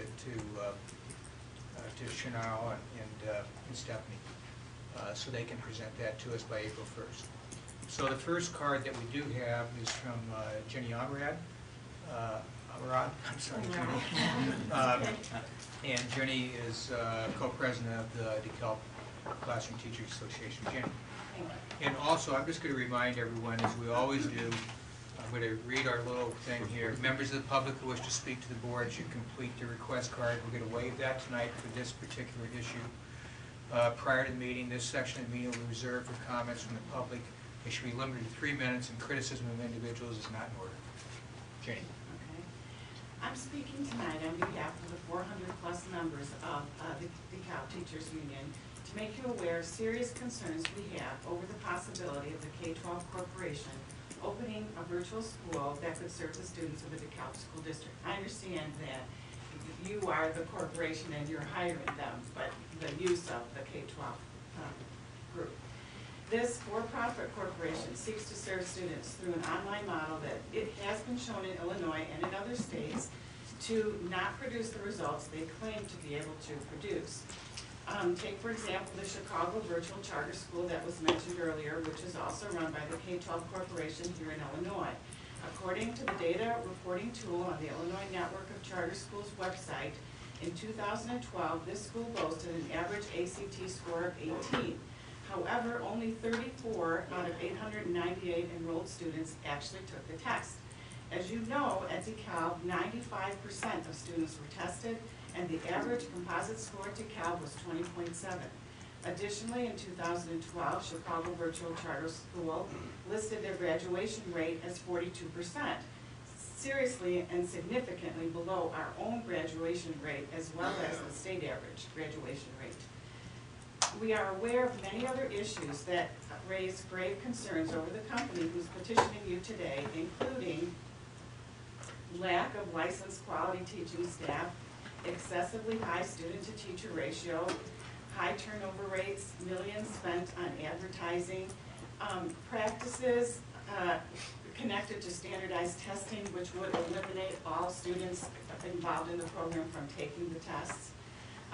Outsourcing educational work to India. There was a report that we found where they were sending English papers to be graded. I don't know if that's been fixed, but that's actually something that was reported to have happened. And also questions which came up earlier about compliance with special education laws. In DeKalb, we have incredible students who deserve the very best that we can offer them. The schools, programs, and teachers of DeKalb work tirelessly to find ways to reach each and every student in order to prepare them for college, career, or workforce readiness. Take a breath. Some students struggle with traditional programs and some fit right in. We are constantly looking to new ways, new approaches, and new strategies to ensure that all our students get what they need to succeed. You all are aware, I'm sure, of programs like Ombudsman, which is a computer-based program for kids in our district, and Apex, for credit recovery for some of the kids. Kids who have been suspended, we have partnerships with YSB so that they will go to school during the day and not just be sitting at home. We have extended day in the middle schools for kids who need math tutoring. So we have a lot of programs. And then for gifted, I was listening for kids who are not, who are struggling. We also, for gifted, we have partnerships with the junior college where we have the engineering program that we've put together where kids are getting dual credit, both for high school and for college credit. So we do work for kids to provide, at least 12, if not more, AP classes already at the high school. By working together in DeKalb, we can and will continue to provide a sound education and solid opportunities for our students. We know that in the best interest of our students, we will continue to work together to analyze results and refine our programs and develop new ones so that we meet their needs. Bringing in an outside for-profit corporation with poor results is not only unnecessary, but we feel it would be a poor choice for the students of our great community. We urge you to consider these issues and to explore in depth the concerns that we have raised. Thank you. Thank you, Jenny. again, I said that even if you didn't fill out a card, if the gentleman back there, you'd raise your hand, you could just introduce yourself and, I apologize for not going out. that's okay, that's okay. Didn't know the procedure. And I don't normally attend board meetings, I'm here for an entirely different purpose. And those of you who know me, doesn't matter, I can't show up anyway. So, a couple of things. Sir, could you just state your name, Oh, I'm please? sorry, yes, I'm Frederick Schwantes. I'm here on an NIU matter, as a matter of fact. One of the, general comment about distance or online learning. I very much appreciate hearing from the visitors today to DeKalb School District. Virtual or online learning is undoubtedly going to be an important and significant part of the future of education at all levels. However, as long as it's early in the game. It's extremely early in the game. I can't emphasize to the board enough how early in the game and how unexplored some of the concepts are and the procedures and processes that have been described here are. Hence, the answers to the questions, well, we're still checking that out, we're still exploring that, we don't know. We've looked at some data, well, we don't have a lot of data. Illustrates strongly how early in the game this is. One of the things, young lady, that you mentioned that was so important that you were looking for in terms of the Chicago was the idea of a blended education. And as we move towards the future with online learning, we're going to be looking at a blended type of education. I want the board, so I'm just making a few observations to the board, actually 3. And if you're on board for a long time, these are the things that I would ask you to consider and look for. I want you to keep blended learning as a phrase or a concept in mind. And there are 2 sorts of blended learning, both of which are important. One of them has to do with blended learning within a subject.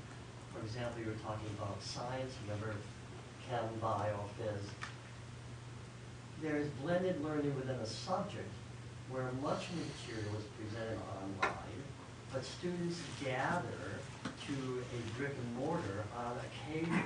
It's not, hello, how are you at the beginning, it's hello, how are you for a cake and celebration in the middle, and we're celebrating at the end. It is maybe once every other week, or at least once every 3rd week, where they gather together in a brick and mortar place for maybe 3 hours at a meeting.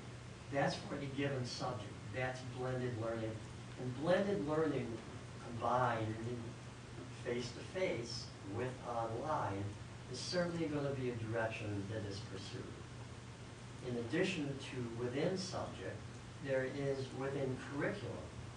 What's been presented here is within curriculum, where a student is either here, brick and mortar, or here, online. There is this, where some of the subjects the student attends brick and mortar, for example, DeKalb High School, but for some of the subjects, the student is referred actually, or let's not get into referred yet, actually is taking the course online. So a student may be taking courses A and B, AP something, or a special ed course online, and many other courses in the brick and mortar place. So that's the second idea of blended. Both of which you should keep in mind, and both of which you should ask about. And when you're collecting or looking at data from online, 1 more minute, please, sir. yeah, for online schools, you should be asking yourselves, not only is this virtual or charter, but if virtual, how much blended and how much unblended? Because that's going to impact the data that you're looking at enormously, just as you said. And you're quite right. And if it's all online and not blended, you want to be skeptical. At this point in the development of online curriculum, the last point, in my remaining 25 seconds, is that one of the directions this is going to go to, and you hit it right on the head, Mr. Williams, is it? Is that districts optimally would like, and you should want this at this point in the development of this idea, to be a referral, to have the option to refer students either for all or for some courses to a charter school or to a school that's doing online. Heck, you could do, you don't need a middleman. You could do this yourselves if you had the administrative organization, etc. But if you're going to use a middleman, charter school, to do it, what you would want is just what you said. Why didn't you come to us, right? Mhm. And ask, how shall we do this? We could refer whole students for the whole curriculum, or we could refer, I don't want to cut students to pieces, but half students for part of their curriculum. And I appreciate your time, and I urge you to move on to why I came here. We're working towards it. Yes, sir. Dave Radke, 630 Joanne Lane, DeKalb, Illinois. I have two students in the DeKalb School District. One who's profoundly challenged, an autistic student who's transitioning into high school, and another who is probably not challenged enough and gives him grief over Clinton Rosette. So my youngest, I asked him if he wanted to apply to the Math and Science Academy, and he said, "Why, Dad? DeKalb High School has a fantastic music program." You know, I've had conflicts with my district, but it is my district. This is public education funded by taxpayer dollars. And I want to be very clear about this. K-12 Incorporated is a for-profit Wall Street, New York Stock Exchange listed firm whose main purpose is the maximization of profit. It is not the education of children, it's maximization of profit. Now, one thing I didn't notice, one of the schools I didn't notice, and I was kind of surprised. I heard about this kind of last minute. I kind of ran home. I found somebody to watch the kids. I ran over here because, and I managed to only get about 10 minutes online. But one school that was not mentioned was the Agora Cyber School in Tennessee, which was listed by the New York Times in a major article last year as one of K-12 Incorporated's premier schools, one of their major profit centers. And in Tennessee at this school, 50% of their students were behind their peers in reading, 60%, according to the New York Times, were behind their in grade level, 1/3 did not graduate on time, but the school remained extremely profitable for K-12 Learning Incorporated. I then had a chance to go to the corporate website quickly just to check out, and I want to tell you, I was really impressed by who's running the corporation. The executive chairman is Nate Davis.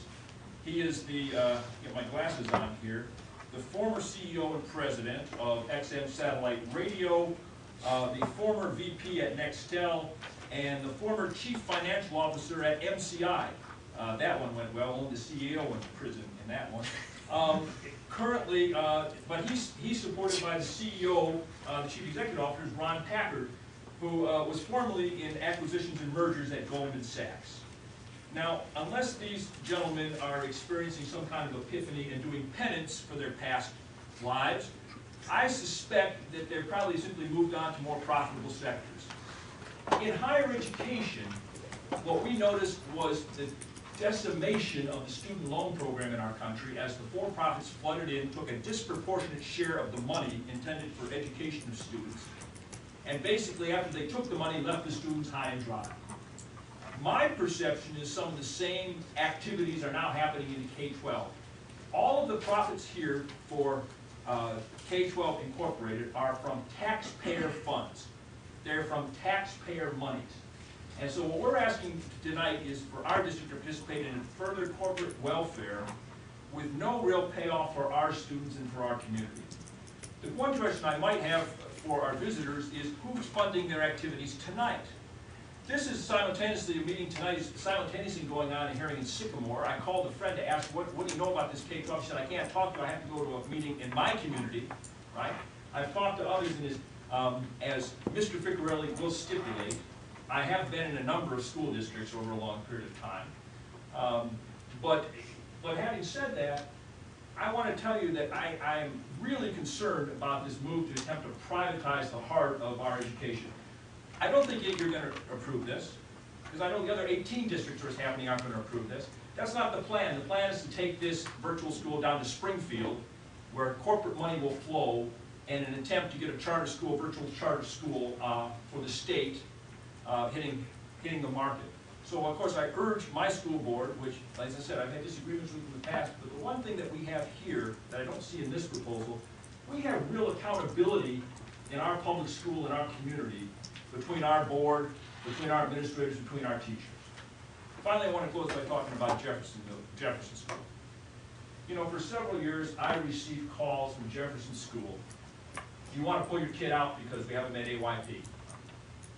You know the struggle we went through here to get AYP in some of our schools. And I want to tell you, I've been around a lot of school districts over the last 25 years. And I would put up the staff at Jefferson against any teachers that I've met in 50 to 60 school districts that I've had the opportunity to work in.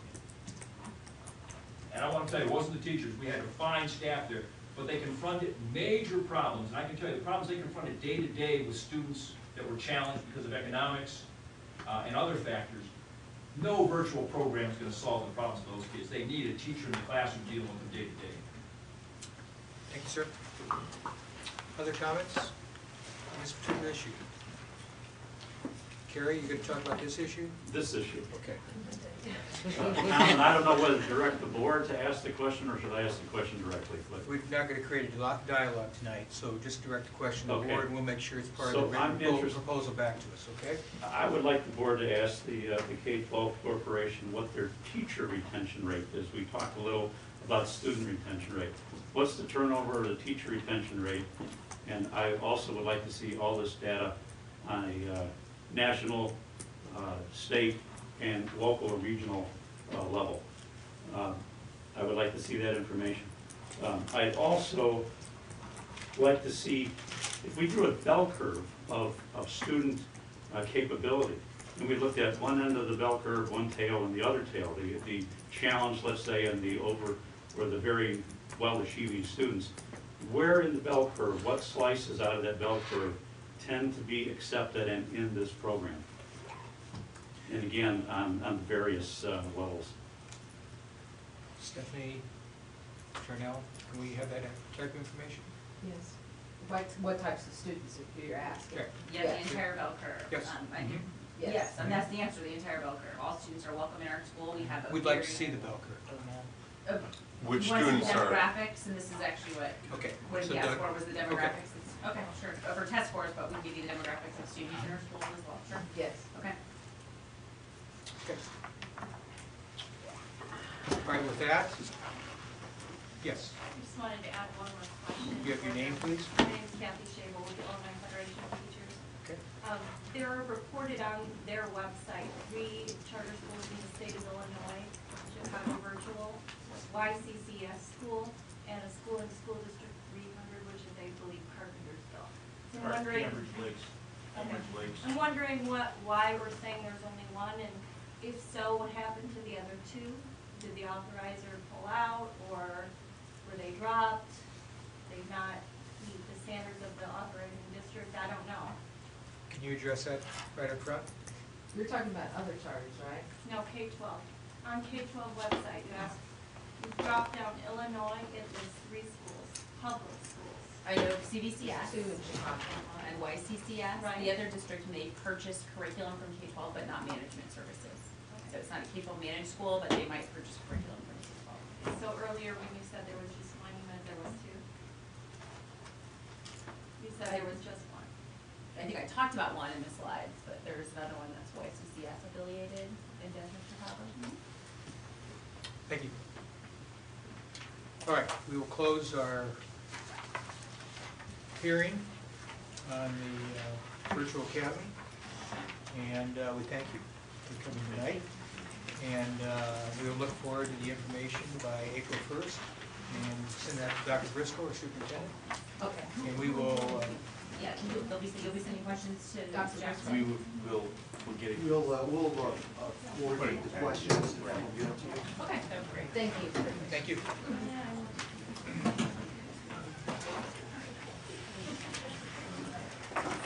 Okay, we're going to move on to the rest of the public comments.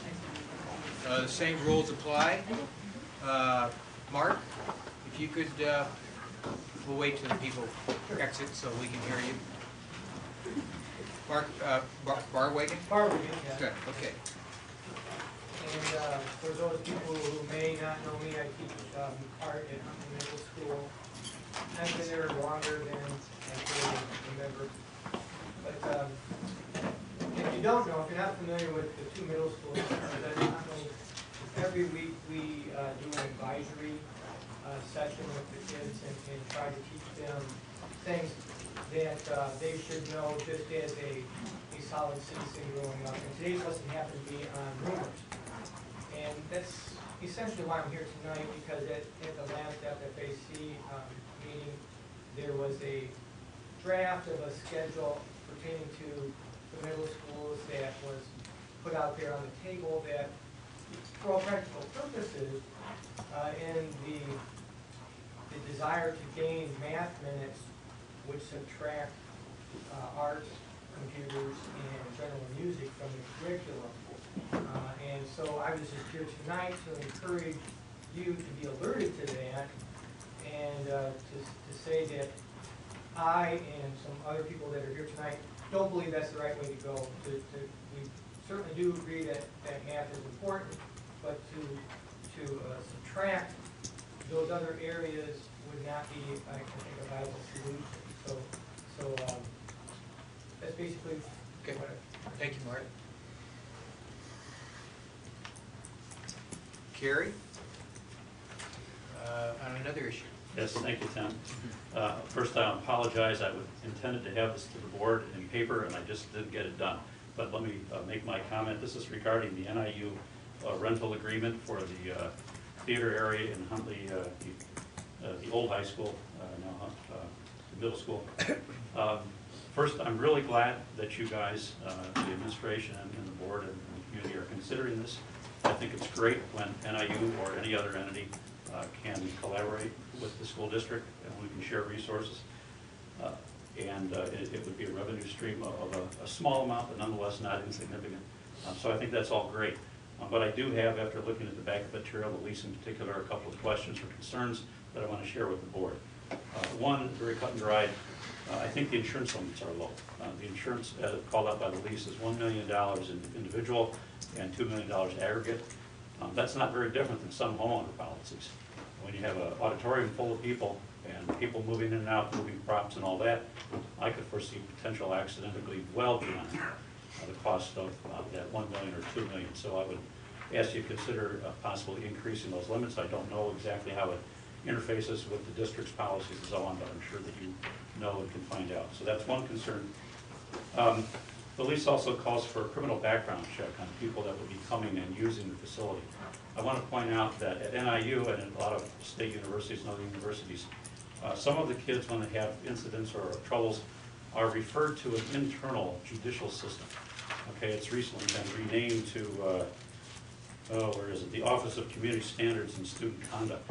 All right, so when you consider a background check, a criminal background check, you might also want to ask the university about whether any student involved in this or staff member has been referred to their internal judicial review system. You might find out some things that you otherwise wouldn't find out through a criminal background check. And then there's the section in the lease that talks about illegal or, quote, immoral activity. Being a middle school, it's a little different in my mind than a high school. If we leased out our high school facility, I'd be much less concerned. But what sorts of plays or activities would be happening at this building, at this middle school building, and would those plays and activities and so on fit well, be appropriate, if you will, with a middle school setting? If there were advertising for a play, for instance, you know, what's the name of the play? What does the play involve? Is there any question about whether or not that's an appropriate thing at that location? And I think the word immoral, although it's in the lease, is very hard to define. So one last thing, I saw the word fireproof. I'm not sure, I saw that in the earlier version of the back of the material. I'm not sure if it's still in the lease. Fireproof for stage items, props, and so on. Again, that's another issue that may be hard to define, and I'm sure the insurance companies and the city code officers will be interested in what does that mean exactly, and does it impact the district's responsibility, liability? What is fireproof? So, thank you very much. Those are my questions and concerns. No, thank you. Consider. Appreciate that, Gary. Okay, that covers our public comments. We'll now move on to our non-business consent agenda. It's been recommended that the Board of Education approve the non-business consent agenda items A through C. So moved. Do I have a second? Second. Roll call, please.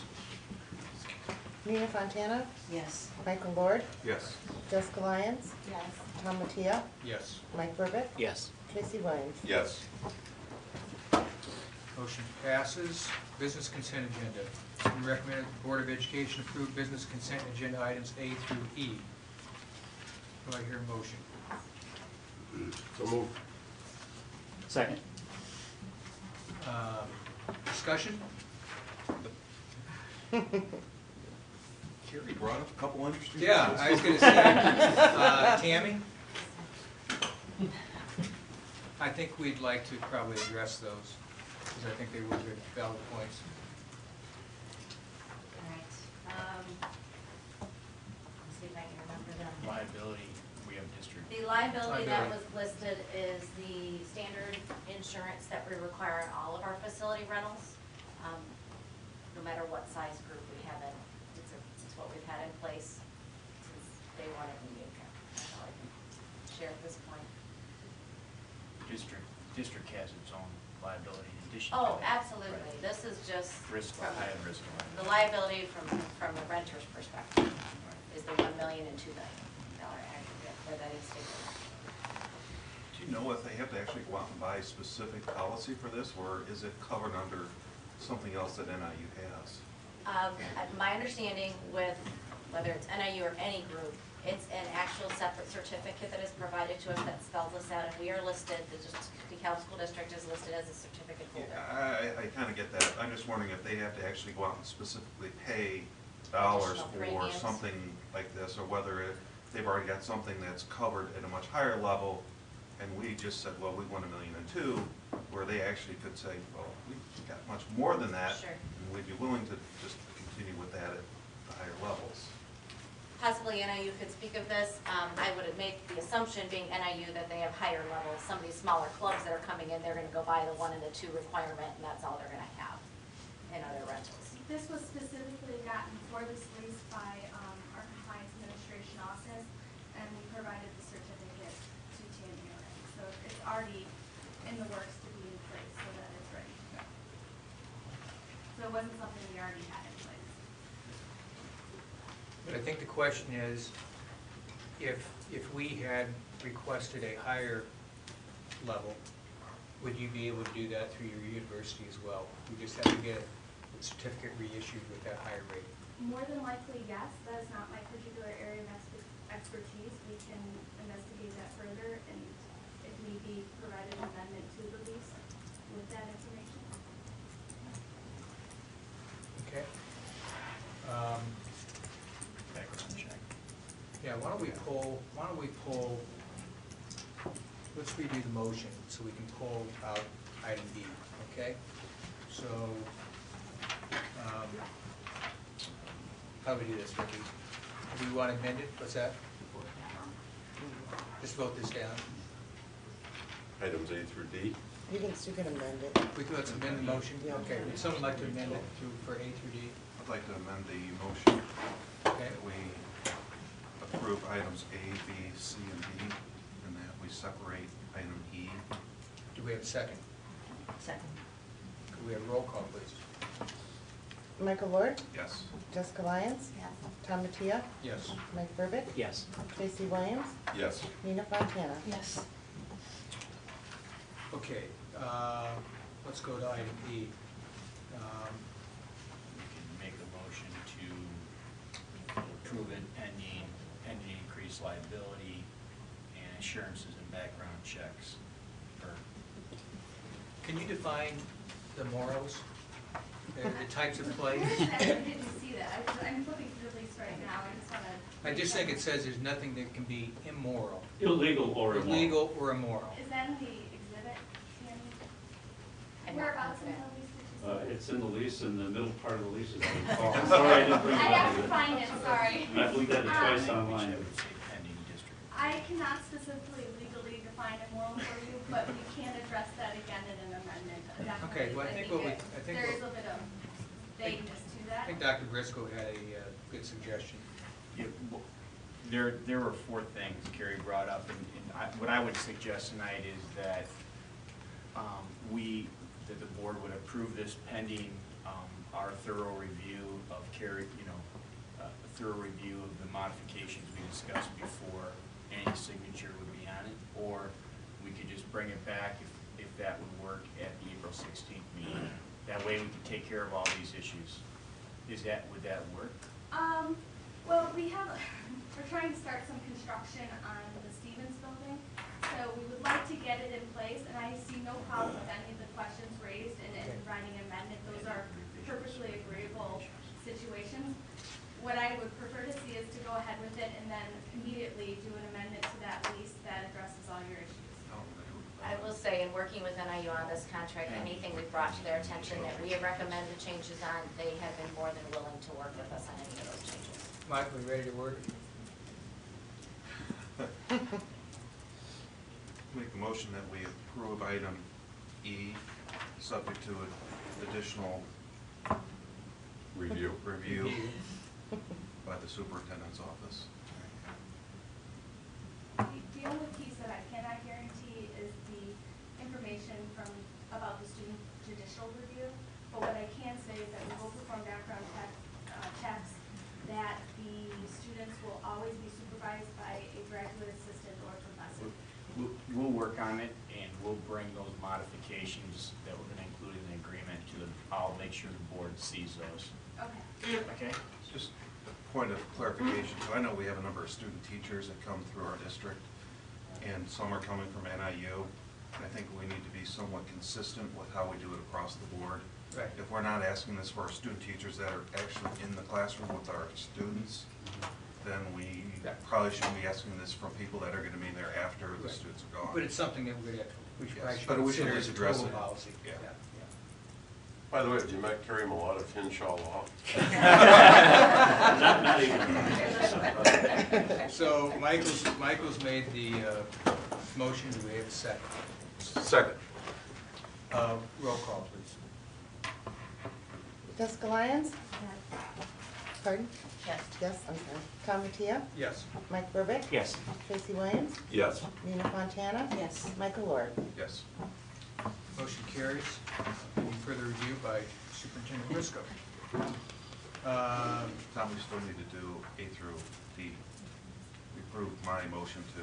No, I think We voted Oh, on that. you No, we approved never the accept. voted. No, you We just did voted. A through D. You just voted to pull it. We just what? You just voted to pull out E, you didn't vote. Okay. Approved A All right, through D. so can we have a motion to approve A through D? So moved. Do we have a second? Second. Thanks, Mike. Any discussion? Roll call? Mike Burbick? Yes. Tracy Williams? Yes. Nina Fontana? Yes. Michael Lord? Yes. Jessica Lyons? Yes. Tom Mattia? Yes. Thanks for keeping me on track. Business and Finance. Approval of the roof replacement projects at Founders Elementary and Huntley Middle School. This is an action item. Tammy, we have some bids. We did. We went out to bid with the base bid at Huntley Middle School, and then 3 alternate bids that included locations at 2 at Founders, and then a skylight replacement at Huntley Middle School. Once we identified that, once we start dealing with skylights, we may have some issues around them. So we have an alternate bid for the skylights. With this project, we originally estimated that this project before the skylights was going to come in at approximately $804,000. If you recall, we're looking to use life safety funds from 2012-13 as well as 2013-14. And as we do need to catch up on some of these roof replacement projects. Based on this, we are coming in under budget for a project alone by $75,000, but when you do add in the contingency dollars of 5% and the architectural fees of 8%, it does put it over budget by just under $54,000. We do have that money available through our O&M budget for 2013 and 14, and because these roofs are so critical to move forward on replacing, we are recommending that we move forward with the bids, approving the base as well as alternates 1, 2, and 3. Questions for Tammy? We have a motion to approve. So moved. We have a second. Second. Roll call. Casey Williams? Oh, he's gone. He's in the restroom. Okay. Nina Fontana? Yes. Michael Ward? Yes. Jessica Lyons? Yes. Tom Mattia? Yes. Mike Burbich? Yes. Motion passes. Possible approval of relocation and construction of the secured main entrance at Little John Elementary. It's been recommended that the Board of Education approve the administration to prepare bid specifications and seek bids for the renovation and relocation of the Little John main entrance, main office areas, and nurse's office. Tammy, I know this was discussed at FFAC, and we are bringing it for an action item to go out and get the bids. We still have to approve those. Your comments? This was brought up, we have actually, through FFAC, there is a subcommittee that has been developed to look at the facility projects that are, that were being proposed and using of construction grant funds. And through this committee that met, we recommended to the FFAC committee to look at our priority items, recommendations, which include the safety and security projects. As you may remember, we are moving forward with the Jefferson Elementary secured entrance. I should say we're out to bid for that, assuming bids come in within budget. We'll be moving forward with that after the April 16th meeting, as well as doing a secure main entrance at Lincoln Elementary, but that is a smaller project to be handled in-house by our staff, and we didn't have to go out to bid for that. When looking at the priority items in our subcommittee, we felt that it was important to not hold off another year on doing the secure entrances at Little John and at Malta. We had received preliminary drawings, so we had estimates on what these projects were going to cost, but it had not gone any further. Little John, we actually had been looking at for at least 2 years, I believe. We've been considering that project, but because of the scope of the project, it had been delayed at previous years. The subcommittee recommended FFAC last week that we move forward and approve using construction grant money to fund these 2 projects for construction or going out to bid in construction for the summer of 2013. Obviously, we're on a tight timetable because of going out to bid and what that means for turnaround and starting construction immediately upon school ending. And because these projects are even more significant than Jefferson, because of the relocation involved in both of these, it's going to even still be a tight construction schedule in the 2 and 11 weeks that we are out of school this summer. So based on that, FFAC did agree with our subcommittee's recommendation and is bringing this to the board that we move forward with going out to bid on the Little John and subsequently the Malta project that are both in front of you. Questions, Tammy? So this is solely coming from the grant money that we received from the state? Yes, it This is. not coming out of budgets? Absolutely, it's coming through the construction grant. These are the first 2 items, I believe, that the committee has considered for approval. This will be the first items that we spent from them, right? And by the way, Kareem Maladov, inshallah, is chair of that subcommittee. Actually, it's a fabulous subcommittee. It's Tammy, Andrea, Carrie, Brad Brown. I mean, it's a great group. I know they are truly vetting out, our options and what to do with it. So it's been recommended that the Board of Education approve the administration to prepare seek bids, renovation, for Little John main entrance, main office areas, and nurse's office. Do we have a motion?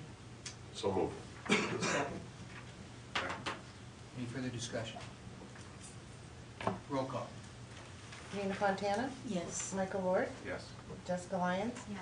Tom Mattia? Yes. Mike Burbich? Yes. Tracy Williams? Yes. Motion passes. We will deal with the Malta issue separately. It's been recommended that the Board of Education approve the administration to prepare bid specs and seek bids for the renovation and relocation of the Malta main entrance, main office areas, and nurse's office. Do we hear a motion for that? So moved. Do I hear a second? Second. Any discussion? Tammy? May I bring up one other point Yes. on both of these projects? Obviously, one project that is being put on hold at this point for the last building that does not have a secure entrance is Tyler Elementary. And I do want the board to understand that we have put significant thought into, do we move forward or do we not move forward with this?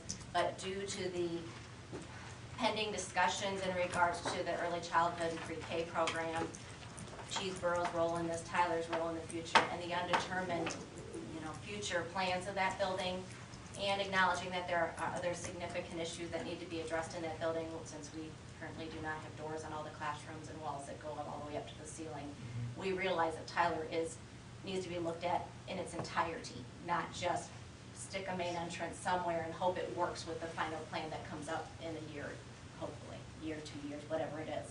So we consciously have made the effort to not move forward with a recommendation on Tyler at this point, pending whatever that final plan is, and then incorporate it into the final redesign. And also, in talking to Kerry offline prior to the meeting, he stated that, you know, there are some discussions possibly about doing some further renovations to Malta Elementary, but that this would not preclude those things from happening down the road, because this, I think they thought it out very well. So it's not like something that we would have to change if we decided to do some additional things out there. So that was reassuring to hear that. Any other questions for Tammy? Roll call. Michael Lord? Yes. Jessica Lyons? Yes. Tom Mattia? Yes. Mike Burbick? Yes. Tracy Williams? Yes. Nina Fontana? Yes. Motion passes. Agenda building. I just noticed from reading the notes at the last meeting, we talked about Jessica, the report card. I think Dr. Mueller said that's going to be presented at the April 19th meeting. The report card? The data on CBMs. Yeah, the RCBM data was going to be, Okay. we have that in Good. April 16th. Jessica, I saw you suggested that. Any other items? Seeing none, do we have a motion to adjourn? So moved. Second? Second. All in favor? Aye. Thank you very much.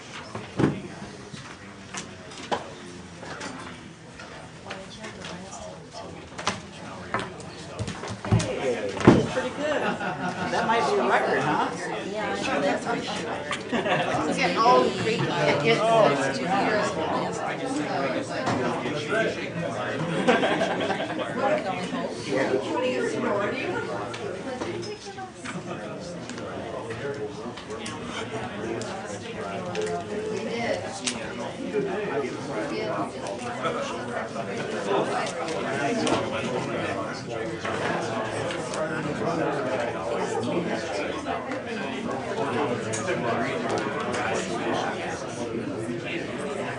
It was my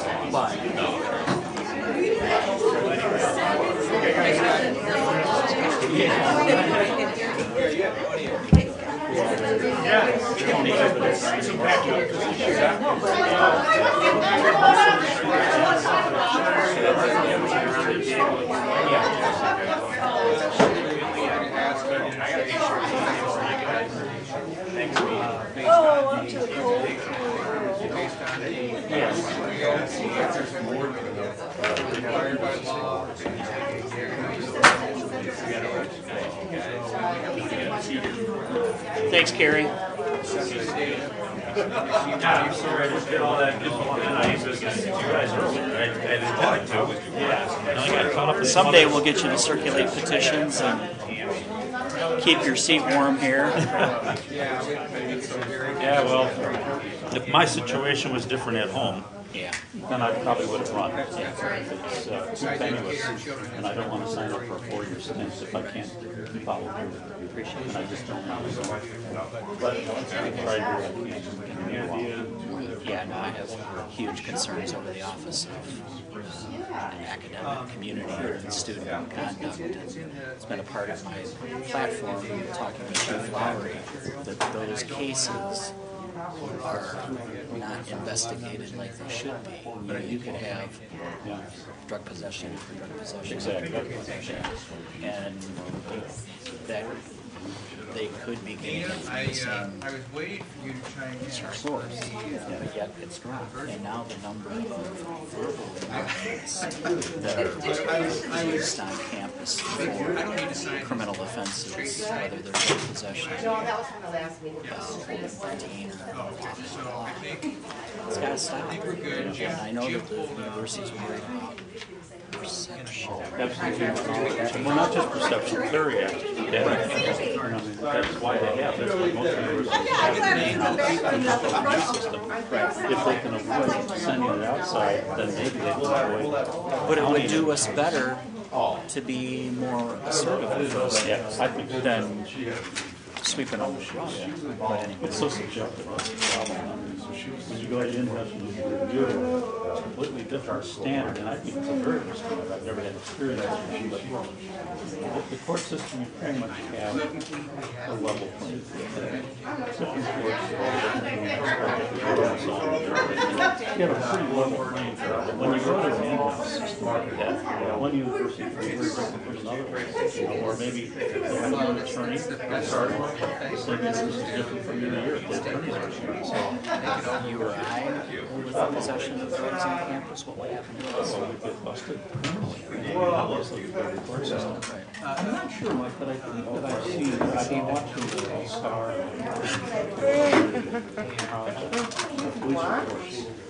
He's completely out. Seems like I see four.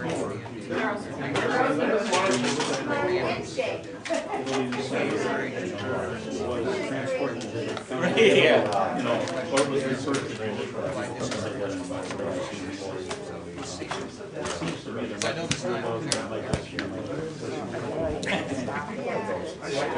That's always. How's Hawaii? Campus. That was a quick trip. Yeah, whether that's a big trip, but you never even got it. That there's that whole college students and college students.